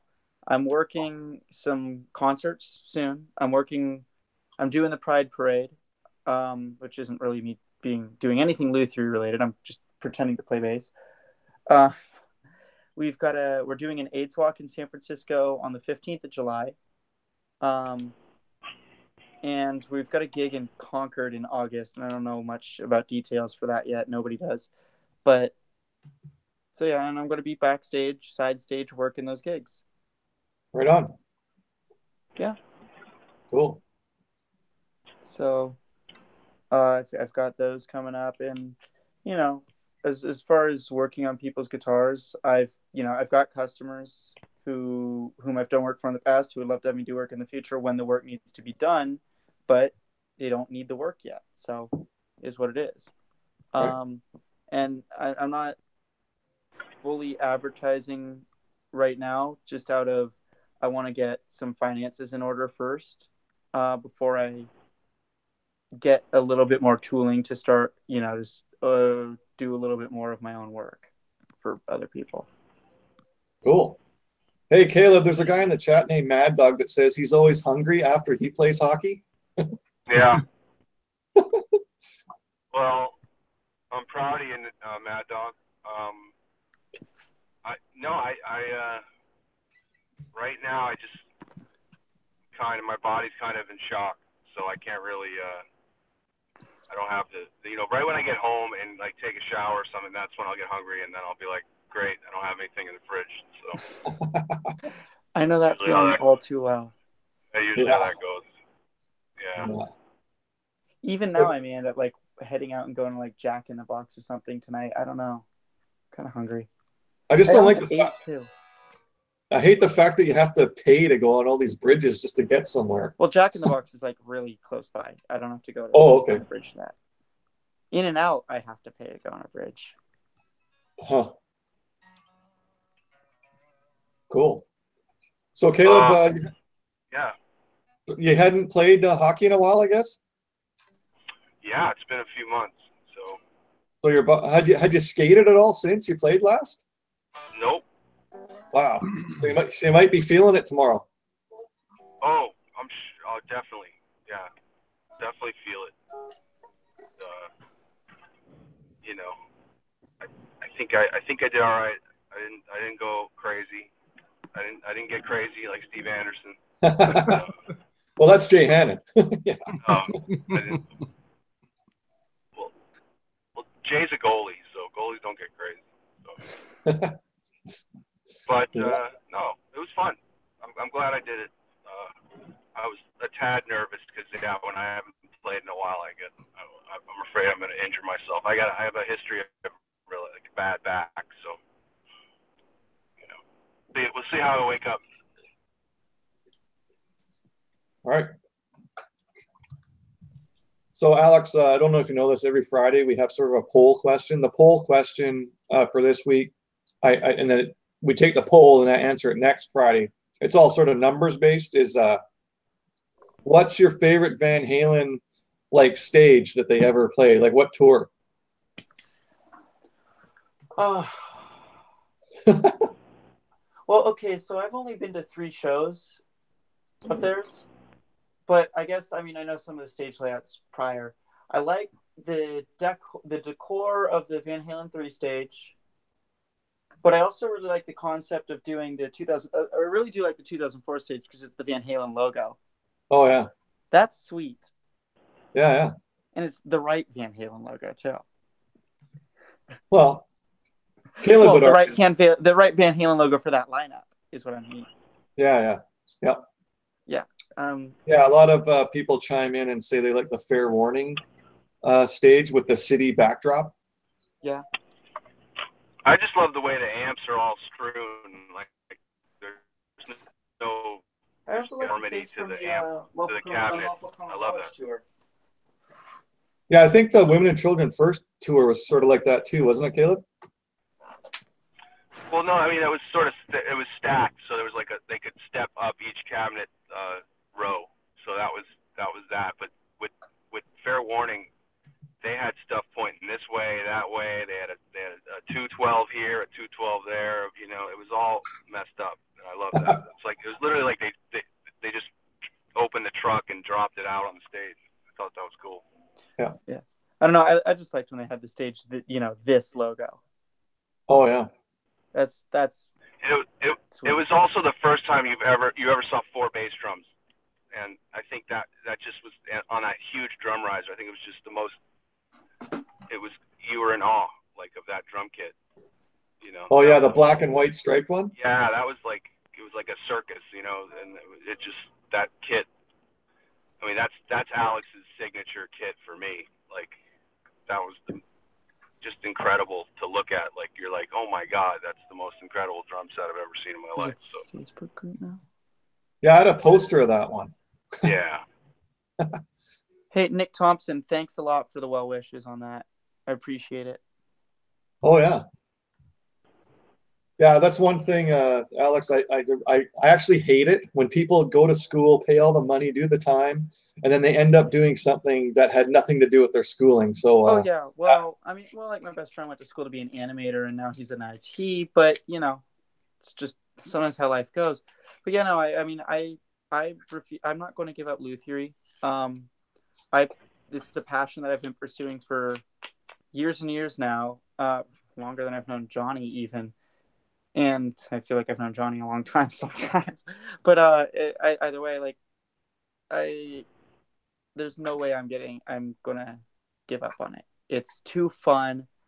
I enjoy working with musicians too much. It's just at the moment, you know, I do need to do something else to replenish my money and try to get out of debt, so that I have a little bit more ability and financial flexibility to start doing some more luthier stuff. right on. So Alex, do you foresee anything as far as, like, you work for Guitar Center? Is there another place you'd work for? Or you're just trying to do it on your own? I would work for/with in a small music shop easily. That's a good way to get customers going, and it's because people walk into music shops all the time. Hey, I need a guitar fixed. I need a guitar fixed in music shops. They don't necessarily go. It's not common that people go on like Craigslist guitar repair.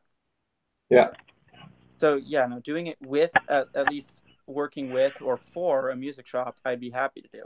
But it'd have to be a situation in which, and a lot of independent music shops understand a lot better the value of the labor than Guitar Center does, because getting paid $12.50 an hour for a job that I have certifications in, that I've gone through expensive training for, and all that. Yeah, I've even talked to other luthiers and people who aren't luthiers, even just musicians, and like, you're only getting paid $12.50 an hour. You should be getting triple that. What? Yeah, no, and it really is. Guitar Center does take advantage of their technicians. It's unfortunate. There was an email thread that went around amongst the technicians at one point, while I was working there. There's even some technicians at Guitar Center being paid minimum wage in their state. Wow. Yeah. And the expectation of technicians at Guitar Center is the company expects a certain degree of quality, which is understandable, except for the lack of pay. But they also don't do much to train people. Oh, okay. There are some good Guitar Center technicians out there, but they often weren't trained by Guitar Center. They may have been trained at Guitar Center by a technician who was also working there, but they weren't trained by Guitar Center. All right. Like, I trained somebody there, not Guitar Center. I wasn't going to train it. They wanted me to train him because I was the other technician who had a greater degree of training. Right. Yeah. So it's, yeah, I am glad I don't work for that company anymore. Plus, I was doing a 40-mile commute each way. My new gig is 21 miles commute. That's a lot better. Yeah. Hey, Caleb, can you give us more of the rundown of the Nerd Halen band? Like, where'd the drummer come from? The singer, bass player. Can you give us more details on your band that you're putting together? Not really at the moment, because I'm still like not sure on some of the members. So okay. I don't want to kind of say that they're in if I'm not feeling it, It's a work in progress. So I'm definitely just trying to drum up some interest, so that when we are ready to announce a show, that everybody will really want to check it out. So it won't be, I'm just trying to get it all going and almost force it from, you know, a different kind of direction. So, but Yeah. I can't. I I wouldn't want to say this guy's, you know, in the band when I don't think, you know, when I'm not sure, you know, based on how I feel or you know, so it's still kind of early, you know, like I'll announce the members when we have that first show coming up, and you know, then it'll be like that's the unit. Does that make sense? Yeah, no, I know I ask you sort of every week, and I thought it was sort of locked down who you had. So yeah. Well, it kind of goes up and down. So, you know, I'm definitely going to push it through, and it's going to happen. I just don't want to get the carriage in front of the horse, which I might have done a little bit already, but you know, it'll come together, and you know, it's like my, you know, it's one of my top priorities right now. So I'm definitely trying to get her going. So none of the other three guys are a definite lock. Not one of them. The bass player, I definitely think is a lock. Okay. I don't feel like giving out the info until we're like a full unit. So yeah. I'm so Caleb, that show you did last Sunday at the Whiskey there. Any shots of Jack Daniels backstage? I imagine you must have done at least one shot. There was bourbon. It wasn't Jack Daniels, but I had 2 Jack and Cokes before the show. Yes. Oh wow. Before the song and a half. Yeah. But it was, you know, it was cool. It was fun. Was there lots of fans on the stage, Caleb, or were you sweating pretty good? Fans? Oh, you mean was it hot up there? Yeah. No, it wasn't bad at all. You know. Oh, okay. And I wasn't up there really long enough to get a good lather going, so it was all right. Right on. Hey guys, Johnny just shot me a message saying I gotta go. Tell Steve to say goodnight and to join the EVH Gear Fans Live Facebook group link below. Yeah, I'm on that. Yeah, and that's just to tell everybody once we go to get them to do that. Yeah, down below. Yeah. I'm apparently Johnny's messenger. All right. I don't know, man. There's a Facebook group and Discord server now. God, you guys are so popular all over the place now. Gonna be well, there's so many different internet, YouTube, celebrity things. Yeah. Whatever the YouTubers. Steve, I'm gonna have famous to run too. YouTubers. That's the correct term, I believe. Okay, Caleb, thanks for coming in tonight. Yeah. No, I wish I could have hung longer. Next week, maybe I'll have more time. Yeah, that'd be awesome, man. Yeah. Alrighty. So we'll see you probably next week, Caleb. For sure. Have a great week, everybody. Good to see you, Alex. Good to see you, Johnny. You too. Good night, Caleb. Yeah. Good night. Beh. Beh. Okay, I gotta go too. I can't talk. It's I know. loud. Yeah, too loud. So I gotta go. Yeah, so nice to see you, Johnny. Again, happy birthday to you. And Alex, thanks for coming on with us tonight. No problem. Awesome, man, and good luck with the new work situation. We'll see. Yeah. It's new, so I'm seeing how it's going to work out. So yeah. And thanks everybody in the chat for being here. And we'll see you Tuesday night at 8 p.m. Eastern, 5 o'clock Pacific for Johnny Beane live. That's Tuesday, and again on Friday, and then again like this, the late show. We like to fit in. And click the links below, and we'll probably see you guys Tuesday night.